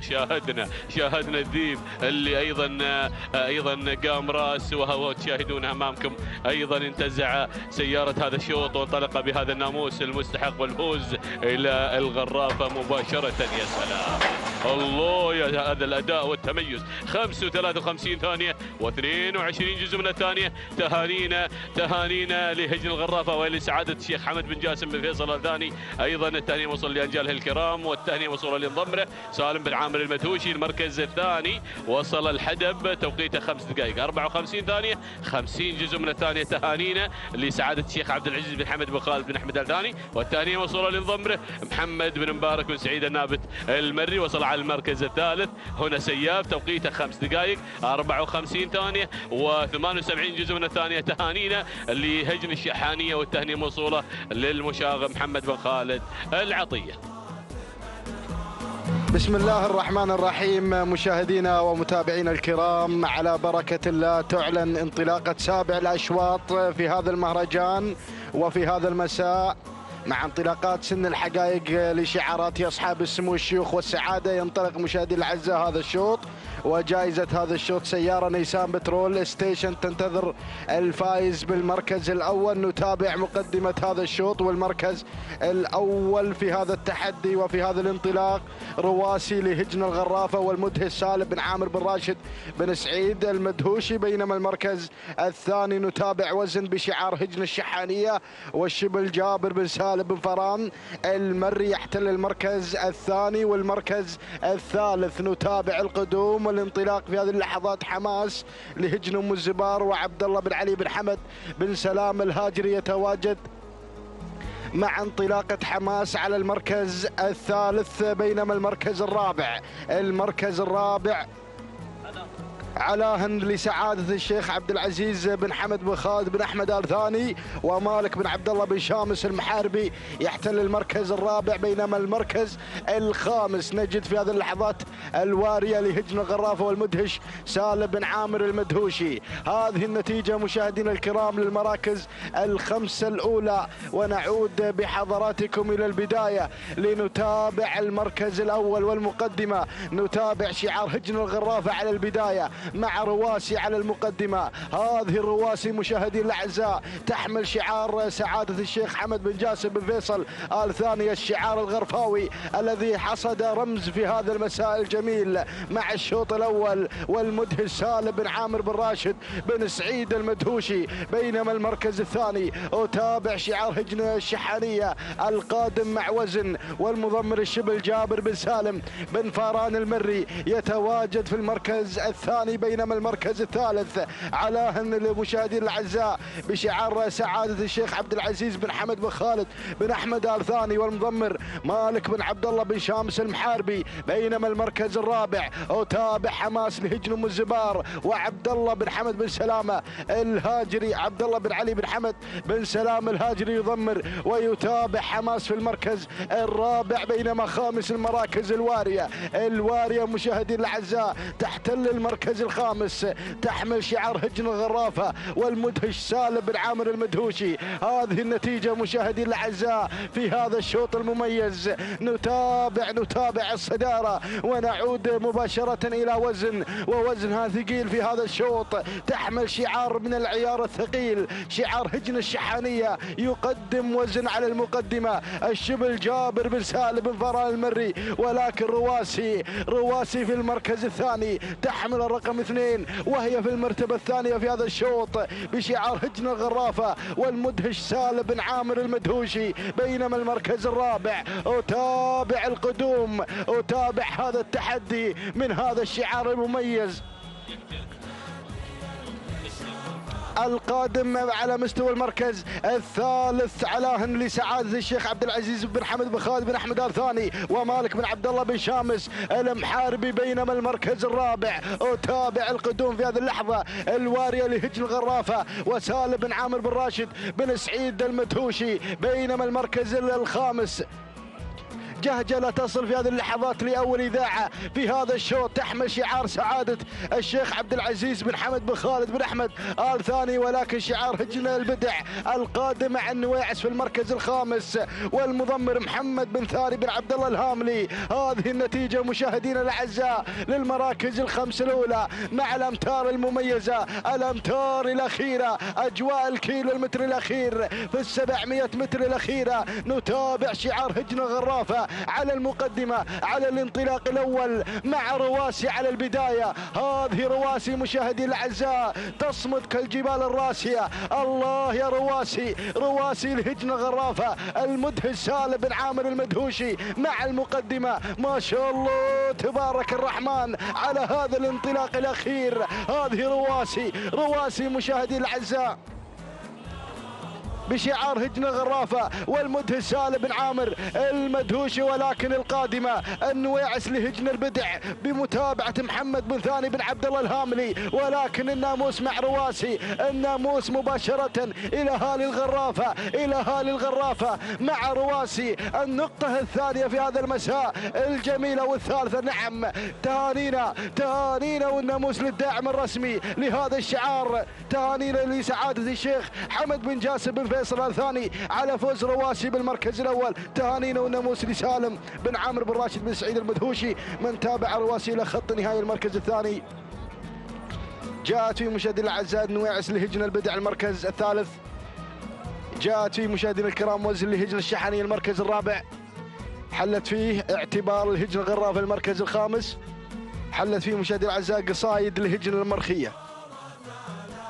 إذا مشاهدي الأعزاء تهانينا والناموس مرة أخرى لشعار هجن الغرافة على هذا الفوز الكبير مع رواسي، والتهنئة للمضمر سالم بن عامر بن راشد بن سعيد المدهوشي. التوقيت الزمني 5 دقائق 56 ثانية و31 جزء من الثانية. تهانينا والناموس. بينما المركز الثاني حلت فيه مشاهدي الأعزاء وزن بشعار هجن الشحانية والمضمر الشبل جابر بن سالم بن فران المري.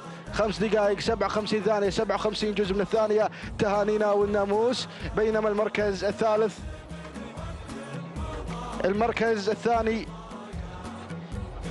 الثاني نويعس لهجن البدع، بينما المركز الثالث وزن لهجن الشحانية. التوقيت الزمني 5 دقائق 59 ثانية و65 جزء من الثانية. تهانينا والناموس لجميع الفائزين.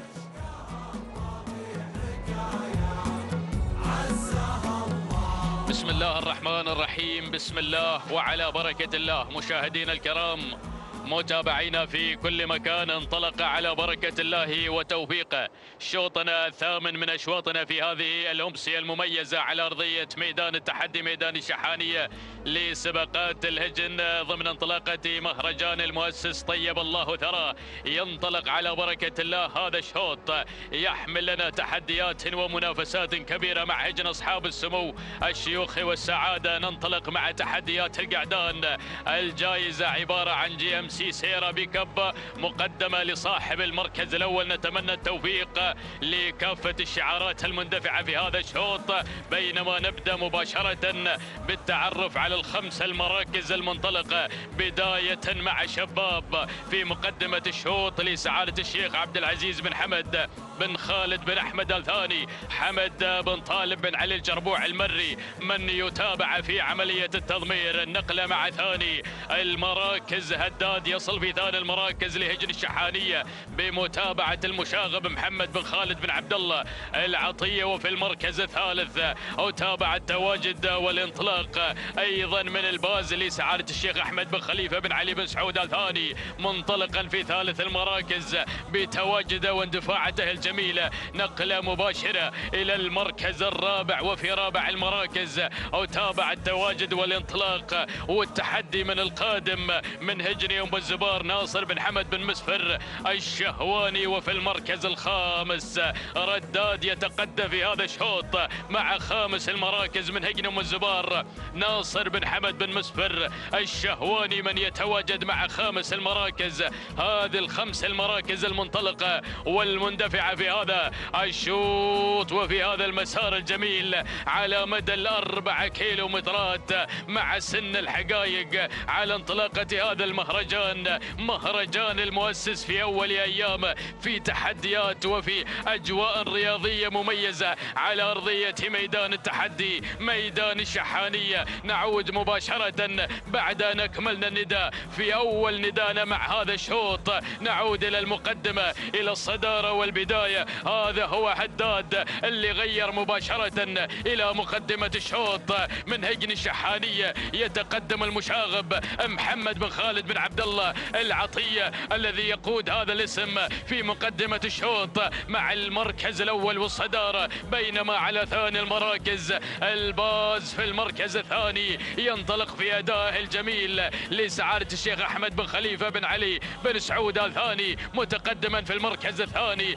المركز الثالث شباب بدأ مشاهدينا الأعزاء من الجانب الآخر يبغي يستعيد حقوقه المنهوبة لسعادة الشيخ عبد العزيز بن حمد بن خالد بن أحمد الثاني، حمد بن طالب بن علي الجربوعي من يتقدم هناك مع شباب في المركز الثالث. وفي رابع المراكز التواجد من القادم من هجن إنتاج أم الزبار ناصر بن حمد بن مسفر الشهواني. وفي المركز الخامس، خامس المراكز الانطلاق والتحدي من رداد في المركز الخامس من هجن أم الزبار ناصر بن حمد بن مسفر الشهواني. بدأت الأسماء في الاقتراب، وصل شعار الغرافة، بدأت الشعارات هنا أيضا بالقدوم والتقدم نحو الخماسية الذهبية. نعود مباشرة إلى مقدمة الشوط، إلى المركز الأول، إلى الصدارة. مشاهدينا الأعزاء في أجواء الكيلومتر الأخير ما شاء الله يا هداد في مقدمة الشوط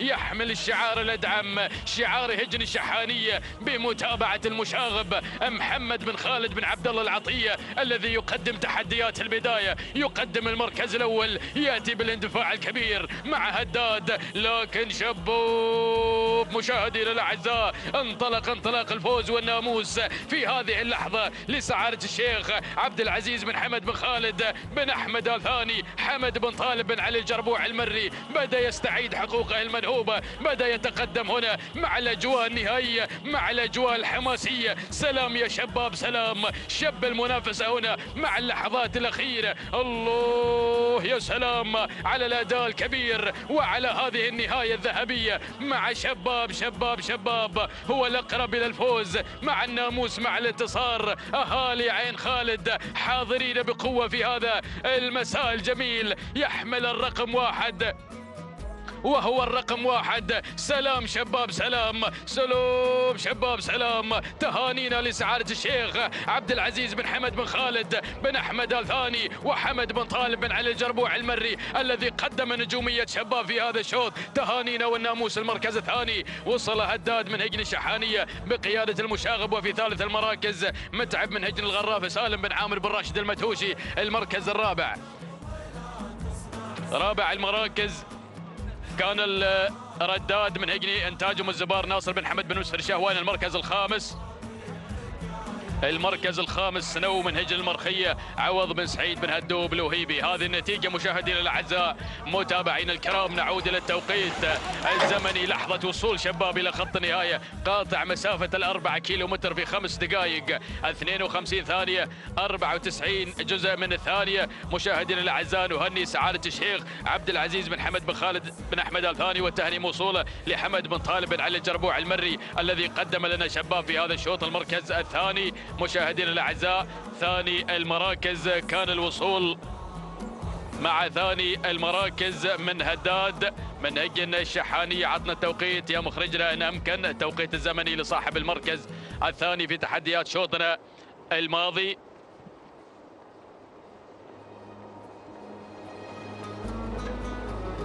إذا مشاهدينا الأعزاء ينطلق شوطنا التاسع وبرفقة الزميل سعيد المالكي. بسم الله الرحمن الرحيم. أيها الحفل الكريم مشاهدينا متابعينا الكرام، ينطلق شوطنا التاسع الخاص أيضا بالحقائق الإبكار وهجن أصحاب السمو الشيوخ والسعادة. ينطلق هذا الشوط الذي يحمل لنا أيضا مشاهدينا الكرام انطلاقات سن الحقائق في هذا المساء المميز والجميل، وشعارات هذه المؤسسات التي تشارك في هذه الانطلاقات المميزة. مباشرة نسير مع الصدارة مع المركز الأول والبداية مغثة هجني أم الزبار، وبمتابعة مبارك بن محمد بن علي الجربوع المري بن صرير من يقدم لنا تحديات. هناك مغثة مع المركز الأول وصدارة هذا الشوط، بينما أتابع المركز الثاني وصول وتقدم من سلطة هجن الغرافة ويضمرها المدهش سالم بن عامر المدهوشي، بينما أتابع المركز الثالث وصول وتقدم من تهاويل أيضا بشعار سعادة الشيخ عبد العزيز بن حمد بن خالد بن أحمد آل ثاني ومتعب بن عبد الله بن راشد الفهيدان من يتابعها في عملية التضمير، بينما أتابع المركز الرابع وصول وتقدم من قبل فخر هجني أم الزبار ومتابعة عبد الله بن علي بن حمد بن سلام الهاجري، والمركز الخامس وصول وتقدم في هذه اللحظات اللي واصلة في هذا المسار. وتقدمت في هذا الانطلاق شعار سعادة الشيخ عبد العزيز بن حمد بن خالد آل ثاني أيضا يتقدم مع مستوى المركز الخامس في هذا المسار المميز والجميل. بينما مشاهدينا الكرام نتابع أيضا هذه الأسماء والشعارات الحاضرة والمنطلقة في مسار وتحديات هذا الشوط، لكن عودة مع البداية، عودة مع المركز الأول وصدارة هذا الشوط. الله يا البداية والمركز الأول. هناك مع الصدارة في هذا المسار تتقدم مغثة هجني أم الزبار، وبمتابعة مبارك بن محمد بن علي الجربوعي المري من يتابع لنا تحديات مغثة مع المركز الأول. بينما المركز الثاني تابع هنا فخر هجني أم الزبارة ومتابعة عبد الله بن علي بن حمد بن سلام الهاجري، بينما أتابع الدخول والوصول في هذا المسار. وصلت مخايل هجني أم الزبار وأيضا يضمرها هنا مبارك بن محمد بن علي الجربوعي المري، بينما أتابع المركز الخامس وصول وتقدم في هذا الانطلاق المميز والجميل اللي واصل أيضا اللي واصل في هذا المسار من ميمنة الميدان. شعار هجن الشحانية يتقدم في هذا المسار المميز في هذا الانطلاق الرائع والجميل اللي واصله في هذا الانطلاق. وصول وتقدم مشاهدينا الكرام من قبل الشاهينية لهجن الشحانية ويضمرها جابر بن سالم بن فاران المري، ولكن الله يا سلام عودة مع البداية، عودة مع المركز الأول الصدارة. يا سلام هناك البداية مخايل هجن أم الزبار ويضمرها مبارك بن محمد بن علي الجربوعي المري، بينما هجن الشحانية تقدم لنا انطلاقة الشاهينية وأيضا يضمرها الشبل جابر بن سالم بن فاران المري، بينما أتابع وصول وتقدم من فخر هجني أم الزبار عبد الله بن علي بن حمد بن سلام الهاجري، ولكن تابع اللي وصلت ريمية في أول ظهور لهذا هذا الاسم في هذا الانطلاق بشعار سعادة الشيخ عبد العزيز بن حمد بن خالد بن أحمد آل ثاني، مالك بن عبد الله بن شامس المحاربي من يتابع لنا ريمية في هذا المسار المميز، وأيضا وصول من شعار هجن الغرافة مقدم لنا شواقة، وأيضا ضمنها سعيد بن راشد الزعبي، وأيضا وصل التهاويل بشعار سعادة الشيخ عبد العزيز بن حمد بن خالد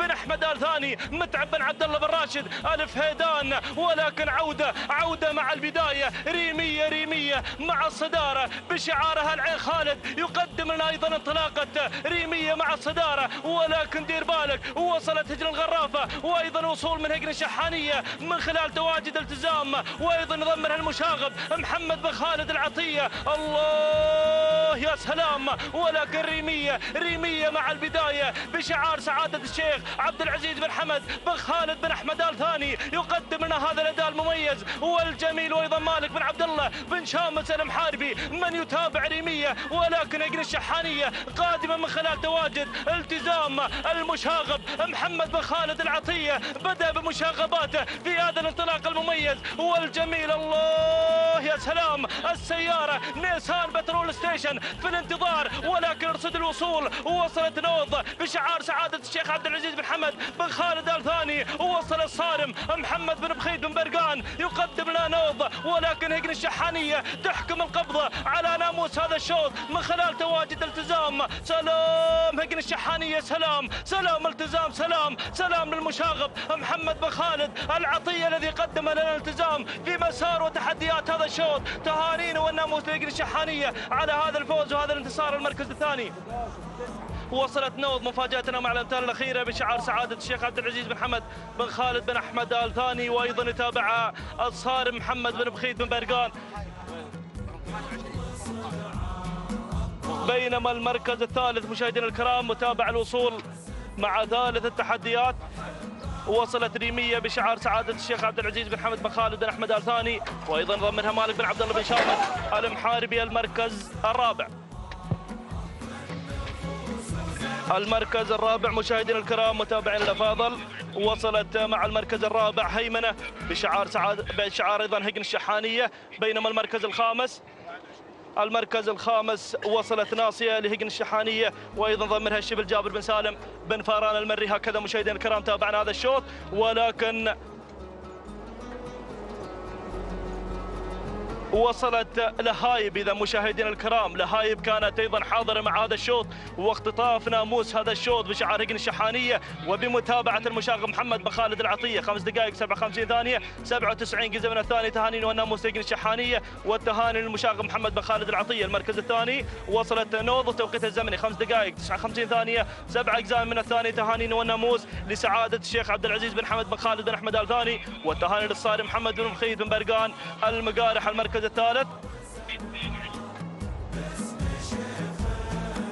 المركز الثالث وصلت ريمية وتوقيتها الزمني.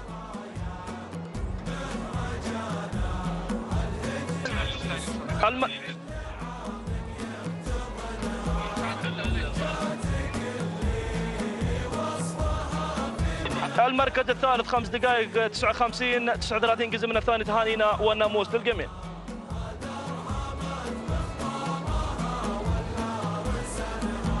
بسم الله الرحمن الرحيم. مشاهدينا مستمعينا الافاضل، اجدد لكم التحيه مره اخرى وارحب بكم اجمل ترحيب بهذه الانطلاقات المتواصله في هذا التحدي الكبير ضمن فعاليات مهرجان المؤسس. اندفاعات وانطلاقات الشوط العاشر لفئه الحقائق القعدان ينطلق من مسافه 4 كيلومترات. نبدا مع البدايه ومع الصداره مباشره. اول الاسماء الفلكي لهجن ام الزبار بمتابعه المحنك عبد الله بن علي بن سلامة الهاجري يتواجد في هذا التحدي، يقدم لنا الفلكي على الصدارة. بينما المركز الثاني وتابع صمصام لسعادة الشيخ عبد العزيز بن حمد بن خالد بن أحمد الثاني، والصارم محمد بن برقان بن مقارح في المتابعة والتضمير. بينما المركز الثالث وتابع القادم والمتواجد في هذا التحدي يتواجد لاهي لهجن ام الزبار بمتابعة المحنك عبد الله بن علي بن سلامة الهاج الذي يتابع الفلكي ويتابع لاهي في هذه المنافسة المميزة. نتابع المركز الرابع القادم السعدي لهجن أم الزبار بمتابعة المرعب الصغير ناصر بن حمد بن مسفر الشهواني.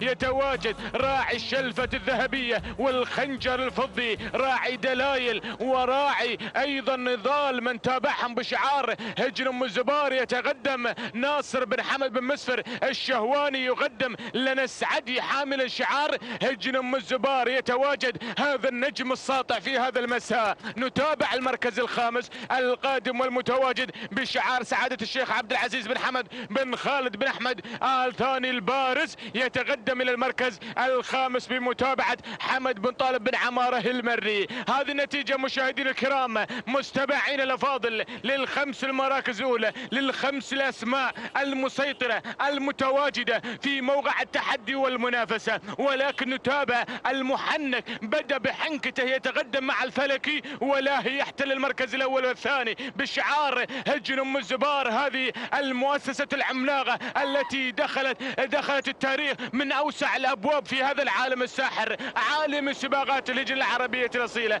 الفلكي مع البداية لهجن أم الزبار بمتابعة المحنك عبد الله بن علي بن سلامة الهاجري، بينما المركز الثاني وتابع صمصام القادم بشعار سعادة الشيخ عبد العزيز بن حمد بن خالد بن احمد الثاني البارز على المركز الثالث. يتواجد في هذه المبارزة المميزة في هذا التحدي الكبير ايضا بشعار سعادة الشيخ عبد العزيز بن حمد بن خالد بن احمد الثاني حمد بن طالب بن عمارة المري. المركز الرابع لاهي لهجن أم الزبار المحنك عبد الله بن علي بن سلام الهاجري. الكيلومتر الاخير، الكيلومتر الخطير. نتابع المركز الخامس شعشاع وصل لهجن أم الزبار بمتابعة مبارك بن محمد بن صرير المري. هذه النتيجة مشاهدينا الكرام مستمعين الافاضل للخمس النجوم المتواجدة المنطلقة المندفعة نحو الانتصار والانجاز، قادمة وحاضرة. هجن أم الزبار مع البداية هنا تحتكر المركز الاول مع الفلكي والمحنك عبد الله بن علي بن سلام الهاجري. يتواجد يود ان يهاجر بناموس هذا الشوط مع هذه المؤسسة العملاقة، مع المحنك المميز الذي دائما يقدم لنا هذه النوعيات الجميلة من هذه الاصايل الفريدة. نتابع الفلكي بدون اوامر بشعار هجن أم الزبار، ولكن نتابع المركز الثاني شعارها لعين خالد، ولكن اتحرك الفلكي نحو الانجاز نحو الانتصار. شعار هجن أم الزبار، هذه المؤسسة العملاقة، هذه المؤسسة الكبيرة التي تضم نخبة من الأصايل الانتاج. نتابع الفلكي ينفرد في مقدمة هذا الشوط، ينفرد ويحقق هذا الانجاز. سلام أم الزبار وسلام للمحنك، سلام تهانينا والناموس لهجن أم الزبار على فوز الفلكي بناموس هذا الشوط، وتهانينا للمحنك عبد الله بن علي بن سلامة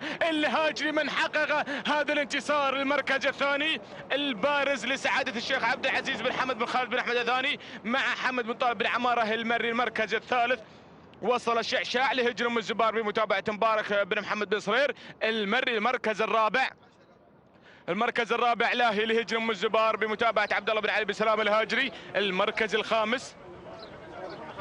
الخامس الواعب لهجن أم الزبار بمتابعة ناصر بن حمد بن مسفر الشهواني. هكذا مشاهدينا الكرام تابعنا المنافسة والتحدي 6 دقائق بدون ثواني، 26 جزء من الثانية. تهاني والناموس لهجن أم الزبار وتهانينا للمحنك عبد الله بن علي بن سلام الهاجي من قاد الفلكي محققا هذا الانتصار والناموس. المركز الثاني البارز 6 دقائق 4 ثواني 4 أجزاء من الثانية. تهاني والناموس لسعادة الشيخ عبد العزيز بن حمد بن خالد بن احمد الثاني، وتهاني لحمد بن طالب بن عمارة المري. المركز الثالث شعشاع 6 دقائق 4 ثواني 40 جزء من الثانية. تهاني وناموس لهجن أم الزبار وتهانينا لمبارك بن محمد بن صرير المري. هكذا مشاهدينا الكرام مستمعينا الافاضل التواصل مستمر مع هذه الأمسية التراثية الجميلة التي نشاهد بها التحدي والمنافسة. انطلاقة الشوط 11 لفئة الحقائق البكار، ينطلق من مسافة 4 كيلومترات حاملا بطياته هذه الأسماء والشعارات والمؤسسات الكبيرة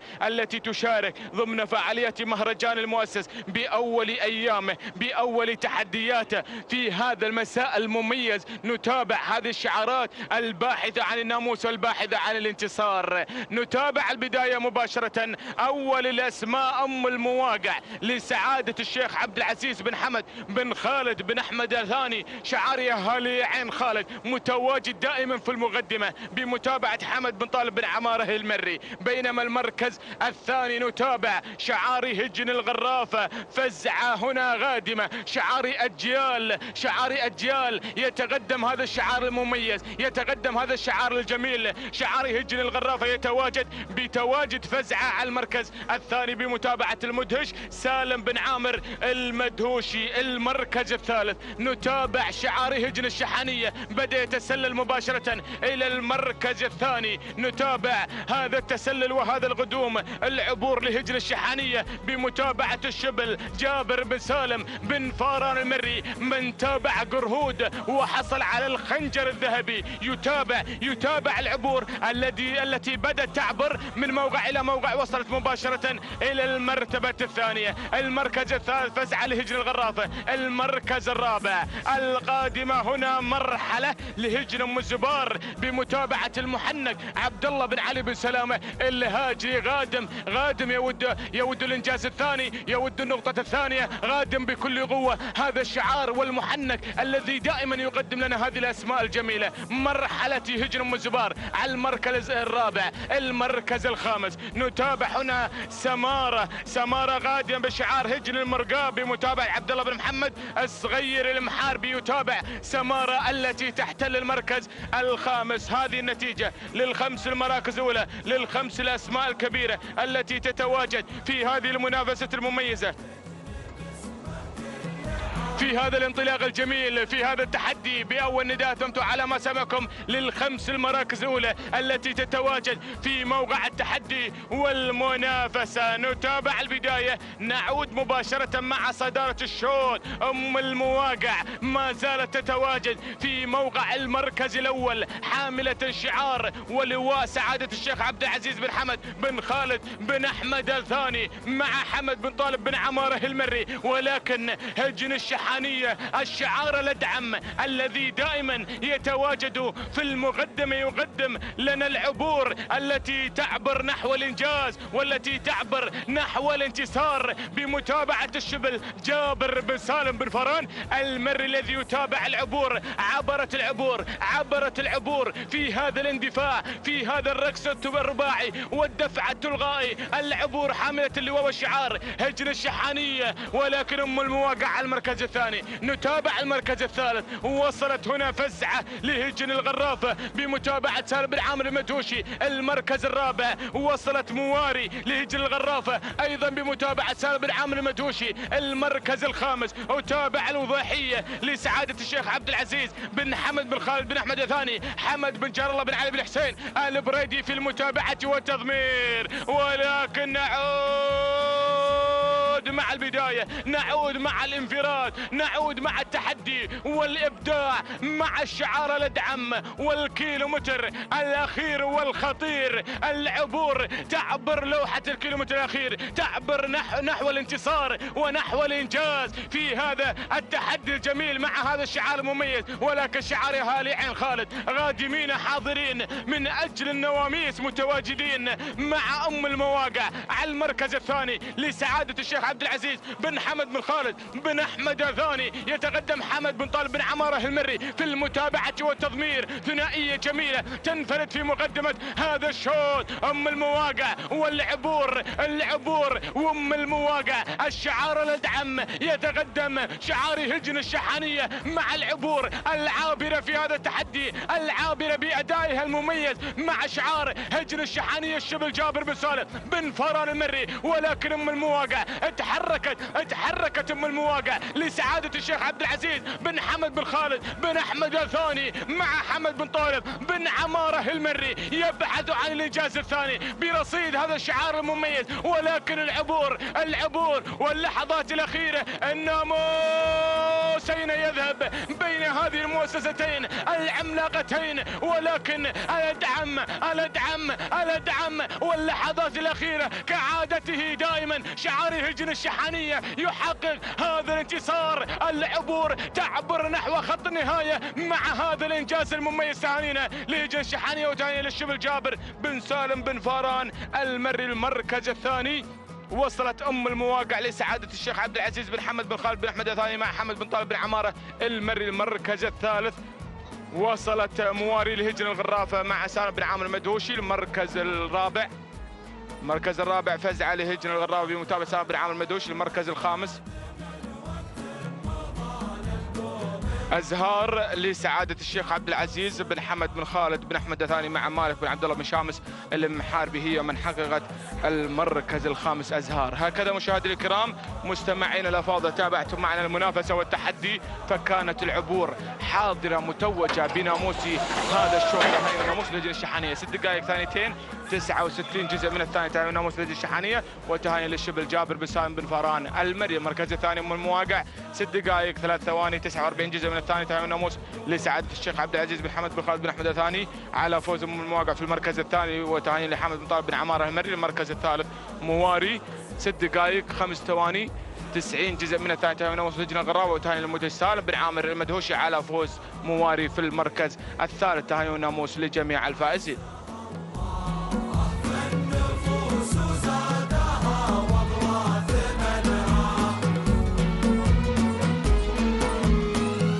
السلام عليكم ورحمة الله وبركاته. عدنا لكم من جديد مع أحد الأشواط ونتابع شوطنا الثاني عشر في هذه اللحظات في هذه الفترة المسائية. نتابع وإياكم هنا هذا الانطلاق، ومع هذه الأشواط نتابع مقدمة الشوط مباشرة مع شوطنا الثاني عشر المخصص للقعدان الحقائق. المركز الأول والمقدمة والهان لسعادة الشيخ سعود بن فهد بن عبد العزيز بن حمد الثاني، وأيضا بن حسين بن محمد بن سفران أيضا من يتابعه ويرافقه، بينما النقله هناك على المركز الثاني ما بدأ يتسلل بدوره لهجن ام الزبار، وهناك نتابع المقدمه والصداره هناك مع دالوب ايضا يتابع مبارك بن محمد بن صرير المري، بينما المركز الثالث نتابع في هذه اللحظات والوصول من اللي وصل. هناك نتابع في هذه اللحظات سنجار لهجن ام الزبار وبقياده عبد الله بن علي بن حمد بن سلامه الهاجري المركز الرابع. نتابع من الجانب الايمن هناك ايضا طايب لهجن ام الزبار وبقياده ناصر بن حمد بن مسر الشهواني. المركز الخامس نتابع في هذه اللحظات المركز الخامس الرهاوي لهجن ام الزبار وبقياده مبارك بن صرير المري. نتابع وياكم هذه الاسماء هذه الانطلاقات الاندفاعات، ونعود الى مقدمه الشوط والى من يقود المسار من يغير إلى المركز الأول. سنجار يا سنجار يا سنجار يا سلام مع هجن ام الزبار في هذه اللحظات المقدمة وبقيادة عبد الله بن علي بن سلامة الهاجري أيضا أحد الشباب المبدعين. نتابع في هذه اللحظات ينطلق يندفع مع هذا الشعار يا سلام بهذا الانطلاق والمقدمة مع سنجار. سنجار اللي يقود المسار بكل قيادة حكيمة بانطلاقة جميلة عصاته كما تشاهدونها عبر شاشة قناة الريان الفضائية. أيضا هناك نتابع في هذه اللحظات في هذا المهرجان الغالي مهرجان المؤسس. نتابع في هذه اللحظات هنا انتصاف المسافة مع سنجار اللي عصاته قوس ومنطلق بانطلاقة الكبار والثقة التامة. نتابع هنا في هذه اللحظات هجن ام الزبار مع سنجار وبقيادة عبد الله بن علي بن سلامة الهاجري، بينما النقلة على المركز الثاني. نتابع في هذه اللحظات المركز الثاني من يصلنا هناك طايب ايضا قادم لهجن ام الزبار وبقياده ناصر بن حمد بن مسفر الشهواني. من يتابع في هذه اللحظات، بينما المركز الثالث نتابع في هذه اللحظات الرهاوي لهجن ام الزبار وبقياده مبارك بن محمد بن صرير المري على المركز الثالث في هذه اللحظات. والمركز الرابع نتابع في هذه اللحظات القدوم هنا والوصول في هذه اللحظات، من يصلنا اللي هو جلمود لهجن الغرافه وبقياده سالم بن عامر المدهوشي مع المركز الرابع. يصل في هذه اللحظات المركز الخامس، نرى اللي يتسلل بدوره مع المركز الخامس اللي هو العرندس على المركز الخامس لسعاده الشيخ عبد العزيز بن حمد بن خالد بن احمد الثاني، ويضم محمد بن طالب بن عماره المري. شاهدنا معكم هذا الشوط، ولكن بنعود الى المقدمه، بنعود الى سنجار. يا سلام يا سنجار، وهذا الاسم اسم سنجار، وايضا مع ال 1200 متر الاخيره 1200 نتابع هنا في هذه اللحظات سنجار في مقدمه الشوط ينطلق ويندفع في هذه اللحظات بهذا الاداء والتميز، بينما المركز الثاني نتابع في هذه اللحظات هنا ايضا اللي قدم لنا نضال راعي التوقيت الافضل في هذا المساء. الله يا سلام يا سلام مع هذا الاداء. هجن ام الزبار هنا ايضا مع المركز الثاني مع طايب وبقياده ناصر بن حمد بن مسفر الشهواني هنا مع المركز الثاني. المركز الثالث نتابع العرندس هناك ايضا على المركز. الله الله الله الله الله يا عرندس، قادم بكل قوه، قادم يا سلام مع هذا الاداء والتميز والانطلاق من الجانب الايمن. يا سلام، بدا في هذه اللحظات بالاندفاع. الله يا سلام يا سلام، يا الثنائي الخطير ما بين سنجار وما بين العرندس. الله يا سلام يا سلام، والامتار الخطيره والتحدي مع ال 400 متر النهائيه، ولكن التنافس ما بين سنجار والعرندس. العرندس من الجانب الايمن بدا في هذه اللحظات اهل عين خالد. الله يا سلام يا سلام، ولكن سنجار يعود، سنجار يعود مرة أخرى. سنجار العرندس وسنجار. الله يا الأمتار الخطيرة، الأمتار الخطيرة، ولكن سنجار. سلام يا هجن أم الزبار، وسلام يا عبد الله بن علي بن سلامة الهاجري. تهانينا والناموس على هذا الفوز. المركز الثاني وصل العرندس على المركز الثاني لسعادة الشيخ عبد العزيز بن حمد بن خالد بن احمد الثاني ومع حمد بن طالب بن عماره. المركز الثالث طايب لهجن ام الزبار مع ناصر بن حمد بن مسر الشهواني. المركز الرابع وصلنا راهي لسعاده الشيخ عبد الرحمن بن جاسم بن عبد الرحمن بن سعود الثاني. المركز الخامس وصل الزول لهجن المرقاب وبقيادة سعود بن علي بن حمد بن خليفة المحاربي. شاهدنا هذا الشوط وشاهدنا سنجار اللي انتصر في هذا المساء أيضا بعد تنافس شيق مع العرندس وتوقيت سنجار 6 دقائق ثانيتين 95 جزء من الثانية. تهانينا لهجن ام الزبار والتهنئة موصولة أيضا مضمرة عبد الله بن علي بن حمد بن سلامة الهاجري، يستاهل الفوز والناموس على هذا الأداء والتميز المسائي. بينما المركز الثاني وصل العرندس الذي ايضا اذهلنا بهذه النهايه القويه وتوقيت الزمني 6 دقائق 3 ثواني 95 جزء من الثانيه. تهانينا ايضا لسعاده الشيخ عبد العزيز بن حمد بن خالد بن احمد الثاني، والتهنئه موصوله لحمد بن طالب بن عماره ايضا اللي قدم لنا العرندس في هذا المساء. بينما المركز الثالث وصل طايب لهجن ام الزبار، توقيت الزمني 6 دقائق 7 ثواني 55 جزء من الثانيه. تهانينا والناموس ايضا لهجن ام الزبار والتهنئه موصوله لناصر بن حمد بن مسفر الشهواني. شوط جديد ينطلق والتواصل ايضا معكم في هذا الشوط. نتابع واياكم هذه الاسماء المنطلقه وشوطنا الثالث عشر في هذه اللحظات. نتابع هذه الاسماء المنطلقه والمندفعه في هذا المساء. هناك مقدمه الشوط اللي هي مقيال لهجن ام الزبار وبقياده ناصر بن حمد بن مسفر الشهواني. بينما المركز الثاني نتابع في هذه اللحظات اللي تصلنا هناك نتابع اللي هي عاليه لهجن الغرافه وسالم بن عامر المدهوشي. هنا في هذه اللحظات يقدم لنا عاليه في هذا الشوط. المركز الثالث نتابع اللي على المركز الثالث في هذه اللحظات. نتابع هناك اللي قادمه اللي هي السداري لسعادة الشيخ عبد العزيز بن حمد بن خالد آل ثاني، ويضمرها أيضا حمد بن جار الله بن علي بن حسين البريدي أيضا في المركز الثالث، منطلقة ومندفعة في هذه اللحظات. بينما المركز الرابع نتابع هناك سعير على المركز الرابع لسعادة الشيخ عبد العزيز بن حمد بن خالد بن أحمد آل ثاني، وضمرها محمد بن برقان بن مقارح على المركز الرابع. المركز الخامس نرى اللي وصلت في هذه اللحظات وانطلقت هنا من تنطلق اللي هي جواب لهجر ام الزبار، ومع عبد الله بن علي بن حمد بن سلامه الهاجري. نشاهد اسماء قادمه، نشاهد اندفاعات جميله. هناك وصول من كوكب لهجر الغرافه وسالم بن عامر المدهوشي في المتابعه، ايضا وصول من شعار هجر الشحانيه مع تباشير والشبل جابر بن سالم بن فهران من يتابع ويرافق. ولكن في هذه اللحظات هنا في هذا الشوط نعود الى مقدمه الشوط والى المركز الاول والى مقيال.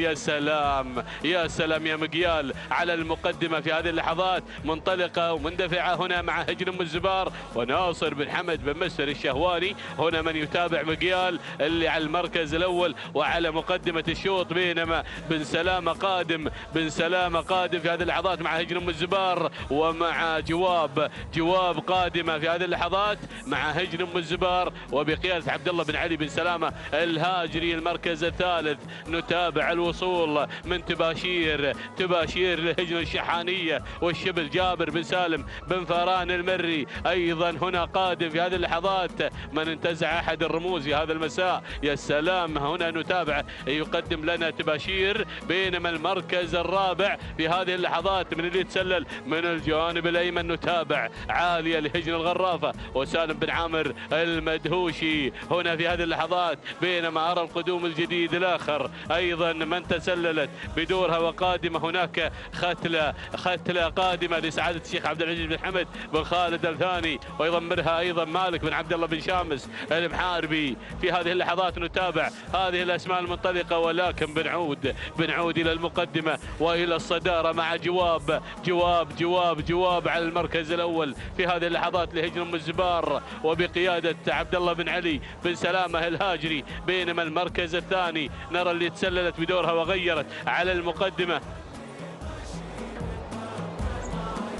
نتابع في هذه اللحظات ختلة لسعادة الشيخ عبد العزيز بن حمد بن خالد بن أحمد آل ثاني ويضمرها مالك بن عبد الله بن شامس المحاربي مع المركز الثاني في هذه اللحظات وغيرت على مقدمة الشوط. بينما المركز الثالث الوصول. شوفوا القدوم شوفوا اللي تسللت. تباشير بدأت تتقدم في هذه اللحظات وبدأت تغير هنا تباشير لهجن الشحانية وبقيادة الشبل جابر بن سالم بن فهران المري. بينما أرى الوصول في هذه اللحظات من اللي تسللت هناك قدوم.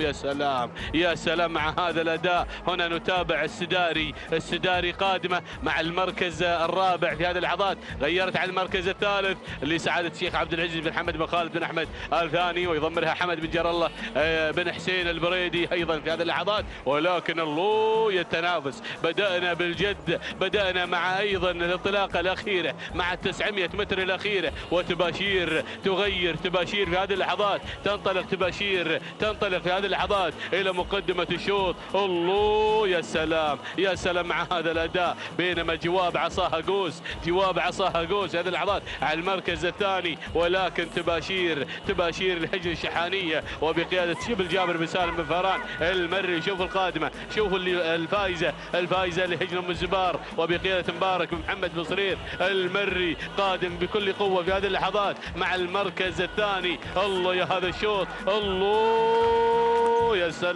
يا سلام تباشير والفائزة تباشير والامتار الخطيرة. بينما جواب ايضا على المركز الثالث لهجر ام الزبار قادمة بكل قوة ايضا. هنا نتابع ولكن الله يا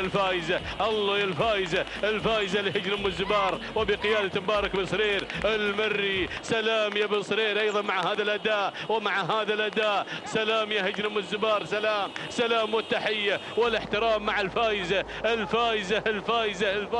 الله يا سلام إلى مؤسسة هجن ام الزبار.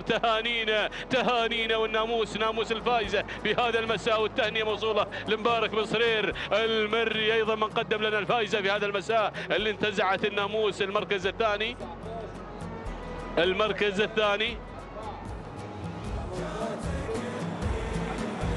المركز الثاني وصلت جواب لهجن ام الزبار وبقياده عبد الله بن علي بن سلامه الهاجري. المركز الثالث. المركز الثالث وصلت تباشير لهجن الشحانيه مع الشبل جابر بن سالم الفهران. المركز الرابع خيره لهجن المرخيه مع عوض بن سعيد الوهيبي. المركز الخامس. المركز الخامس وصلت عاليه لهجن الغرافه مع سالم بن عامر المدهوشي. شاهدنا هذا الشوط، شاهدنا التحدي والمنافسه القويه والتوقيت الفائزه 6 دقائق 3 ثواني و31 جزء من الثانية. تهانينا أيضا على هذا الفوز، فوز الفائزة في هذا الشوط اللي هجن ام الزبار، والثانية موصولة لمبارك محمد بن صرير المري، بينما وصلت على المركز الثاني جواب. توقيت الزمن 6 دقائق 5 ثواني 14 جزء من الثانية. تهانينا أيضا لهجن ام الزبار، والثانية موصولة لعبد الله بن علي بن حمد بن سلام الهاجري. المركز الثالث وصلت تباشير، توقيتها 6 دقائق 5 ثواني 20 جزء من الثانية. تهانينا والناموس لهجن الشحانية، والثانية موصولة للشبل جابر بن سالم بن فهران المري.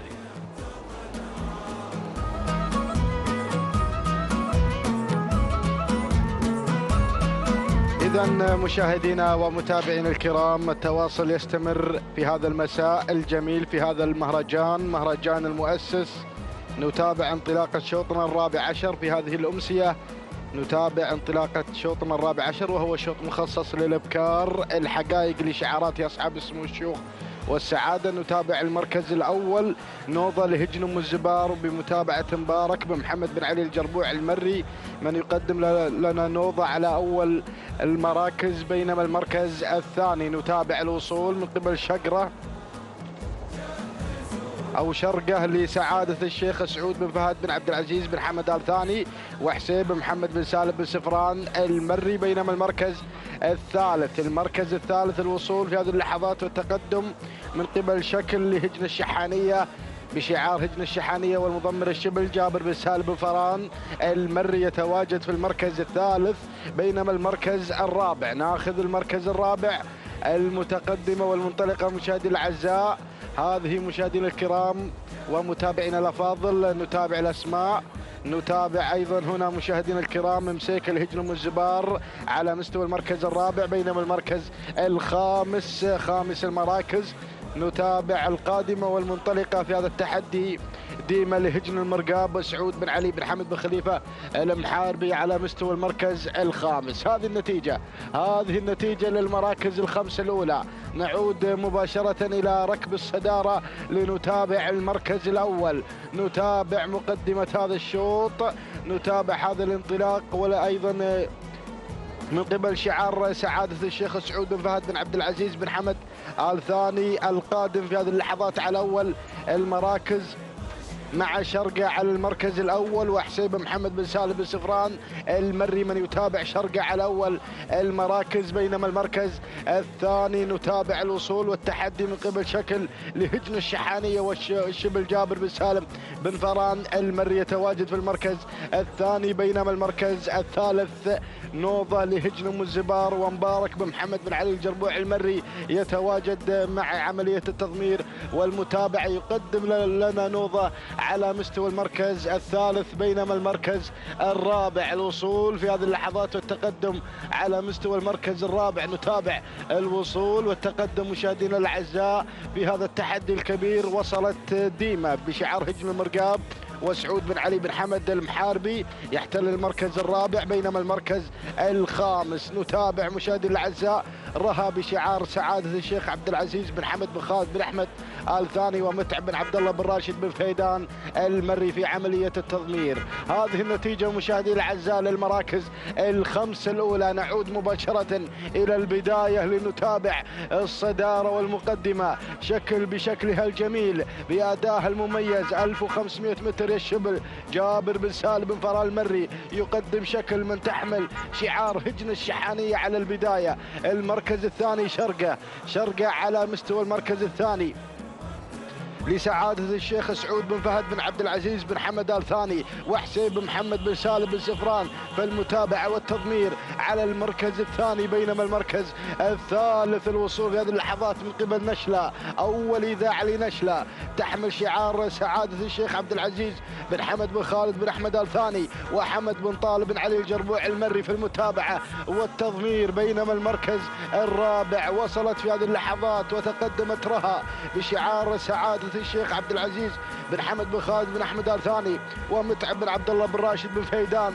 المري في عملية التضمير، بينما المركز الخامس وتابع الشعارات القادمة شعار هجنة الغراف القادم بتحديات هذا الانطلاق الجميل من خلال هذا التقدم مع متعبة والمدهش سالم بن عامر المدهوشي يقدم لنا متعبة على مستوى المركز الخامس. ولكن نعود مشاهدينا الأعزاء مع الانطلاق الأول مع التحدي الأول، هذه بشكلها الجميل بأداها المميز ما شاء الله تبارك الرحمن على هذا الأداء المميز، بدأت تباعد عن بقية المراكز وتنطلق في الصدارة، تحمل شعار هجن الشحانية، الشعار الأدعم الذي دائما وأبدا يحضر في كل التحديات. هذه شكل على البداية الشبل جابر بن سالم بن فران المري من يتابع شكل في عملية التضمير، هذه شكل مشاهدي الأعزاء تختطف هذا الناموس المميز بدون أي منافس ومنازع، العصا في الابطان عصاها قوس مشاهدي الأعزاء، هذه شكل تهانينا والناموس لمؤسسة هجن الشحانية على فوز شكل بالمركز الأول، والتهنئة إلى الشبل جابر بن سالم بن فران المري من تابع شكل إلى خط النهائي بدون أي أوامر ولا تعليمات، العصا في الابطان. المركز الثاني حلت فيه متعبة لهجن الغراف، المركز الثالث نشلة لسعادة الشيخ عبد العزيز بن حمد بن خالد بن أحمد آل ثاني، المركز الرابع وصلت فيه مشاهدينا الكرام سهم لهجن أم الزبار، بينما خامس المراكز كان الوصول مشاهدي الأعزاء من قبل حلف لهجن البدع. إذا مشاهدي الأعزاء تهانينا والناموس مرة أخرى لهجن الشحانية على فوز شكل بالمركز الأول، والثانية إلى الشبل جابر بن سالم بن فران المري من رافق الشكل إلى خط النهائي بدون أي أوامر ولا تعليمات، بدون أي منافس ومنازع على الانطلاق. هذه شكل مشاهدي الأعزاء والتوقيت الزمني 6 دقائق بدون ثواني 75 جزء من الثانية. تهانينا والناموس لهجن الشحانية، بينما المركز الثاني حلت فيه مشاهدينا الكرام ومتابعينا الكرام جاءت فيه متعبة لهجن الغراف والمدهش سالم بن عامر المدهوشي 6 دقائق 4 ثواني 28 جزء من الثانية. تهانينا والناموس، بينما المركز الثالث كان الوصول من قبل نشلة بشعار سعادة الشيخ عبد العزيز بن حمد بن خالد بن أحمد آل ثاني وحمد بن طالب بن علي الجربوع المري في المتابع والتضمير. التوقيت الزمني 6 دقائق 9 ثواني 34 جزء من الثانية. تهانينا والناموس لجميع الفائزين.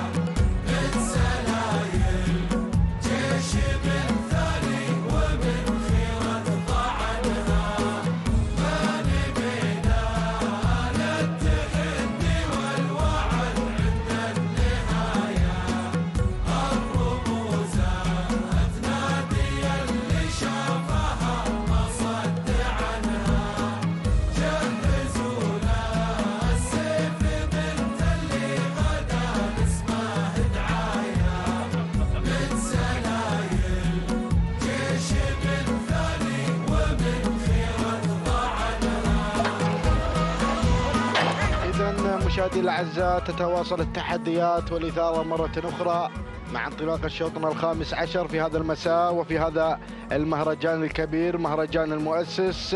نتابع انطلاقة هذا الشوط وهو شوط خاص للابكار، الحقائق ال4 كيلومترات حاضرة في هذا المساء الجميل.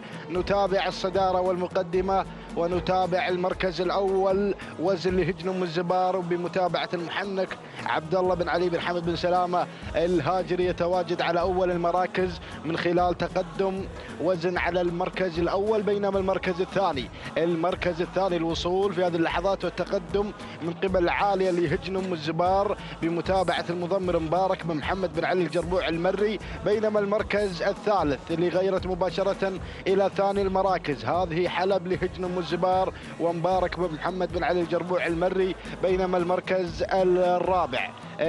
الرابع نتابع القادمة في هذه اللحظات والمحتل للمركز الرابع مشاهدي الأعزاء ضم لسعادة الشيخ أحمد بن خليفة بن علي بن سعود آل ثاني. بينما المركز الخامس نجد في هذا التقدم وفي هذا التواجد نتابع شعار هجن الغرافة المتسلل مباشرة إلى المركز الرابع من خلال تواجد الظبي والمدهش سالم بن عامر المدهوشي. هذه النتيجة مشاهدي الأعزاء للمراكز الخمسة الأولى، ونعود مباشرة إلى المقدمة لنتابع الصدارة عالية بمستواها العالي بأداها العالي لهجن أم الزبار ومبارك بن محمد بن علي بن صرير المري في عملية التضمير. بينما المركز الثاني تتواجد حلب بنفس الشعار وبنفس المضمر مبارك بن محمد بن علي بن صرير المري بشعار هجن أم الزبار على مستوى المركز الأول والثاني. هذه عالية وحلب على المركز الأول والثاني في معركة مميزة ما بين هذه الاسمين.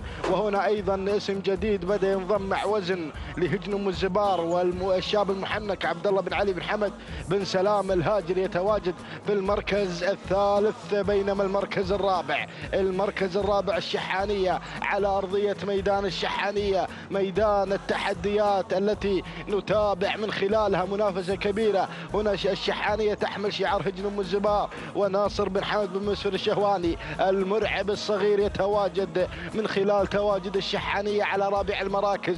بينما المركز الخامس العنود لهجن الغرافة وسالم بن عامر بن راشد بن سعيد المدهوشي. هذه النتيجة للمراكز الخمس الأولى. ولكن نعود إلى البداية لنتابع الأمور. يا سلام، الله يا البداية، الله يا المقدمة. هذه عالية مشاهدي الأعزاء تحمل الرقم 1 وهي في المركز الأول بشعار هجن أم الزبار والمضمر مبارك بن محمد بن علي بن صرير المري من يتابع انطلاقة عالية. المركز الثاني حلب لهجن أم الزبار وكذلك المضمر مبارك بن محمد بن علي بن صرير المري من يتابع انطلاقة حلب على ثاني المراكز. بينما المركز الثالث نتابع الوصول من قبل وزن لهجن أم الزبار بمتابعة عبد الله بن علي بن حمد بن سلامة الهاجري والشعار الغرفاوي بدأ يتحرك في المركز الرابع لهجن الغرافة. تتواجد الظبي تحمل شعار هجن الغرافة والمدهش سالم بن عامر بن راشد المدهوشي في عملية التضمير. ولكن القادمة منصورة تنطلق في هذه اللحظات بشعار سعادة الشيخ سعود بن فهد بن عبد العزيز بن حمد آل ثاني وحسين بن محمد بن سالم بن سفران المري في المتابعة والتضمير. هذه النتيجة للمراكز الخمس الأولى مع دخول الأسماء الجديدة. ولكن نعود مشاهدي الأعزاء إلى الصدارة، إلى عالية على الصدارة، عالية ومستواها عالي، تنطلق بانطلاقة كبيرة وبحضور مميز لشعار هجن أم الزبار ومبارك بن محمد بن علي بن صرير المري من يتابع. عالية في البداية تفتتح الكيلو المتر الأخير وتتواجد على البداية عالية. وأيضا حلب في المركز الثاني لهجن أم الزبار ومبارك بن محمد بن علي بن صرير المري يحتل المركز الثاني. المركز الثالث أرى القدوم في هذه اللحظات من قبل شعار هجن الغرافة مع العنود وسالم بن عامر بن راشد بن سعيد المدهوشي. ولكن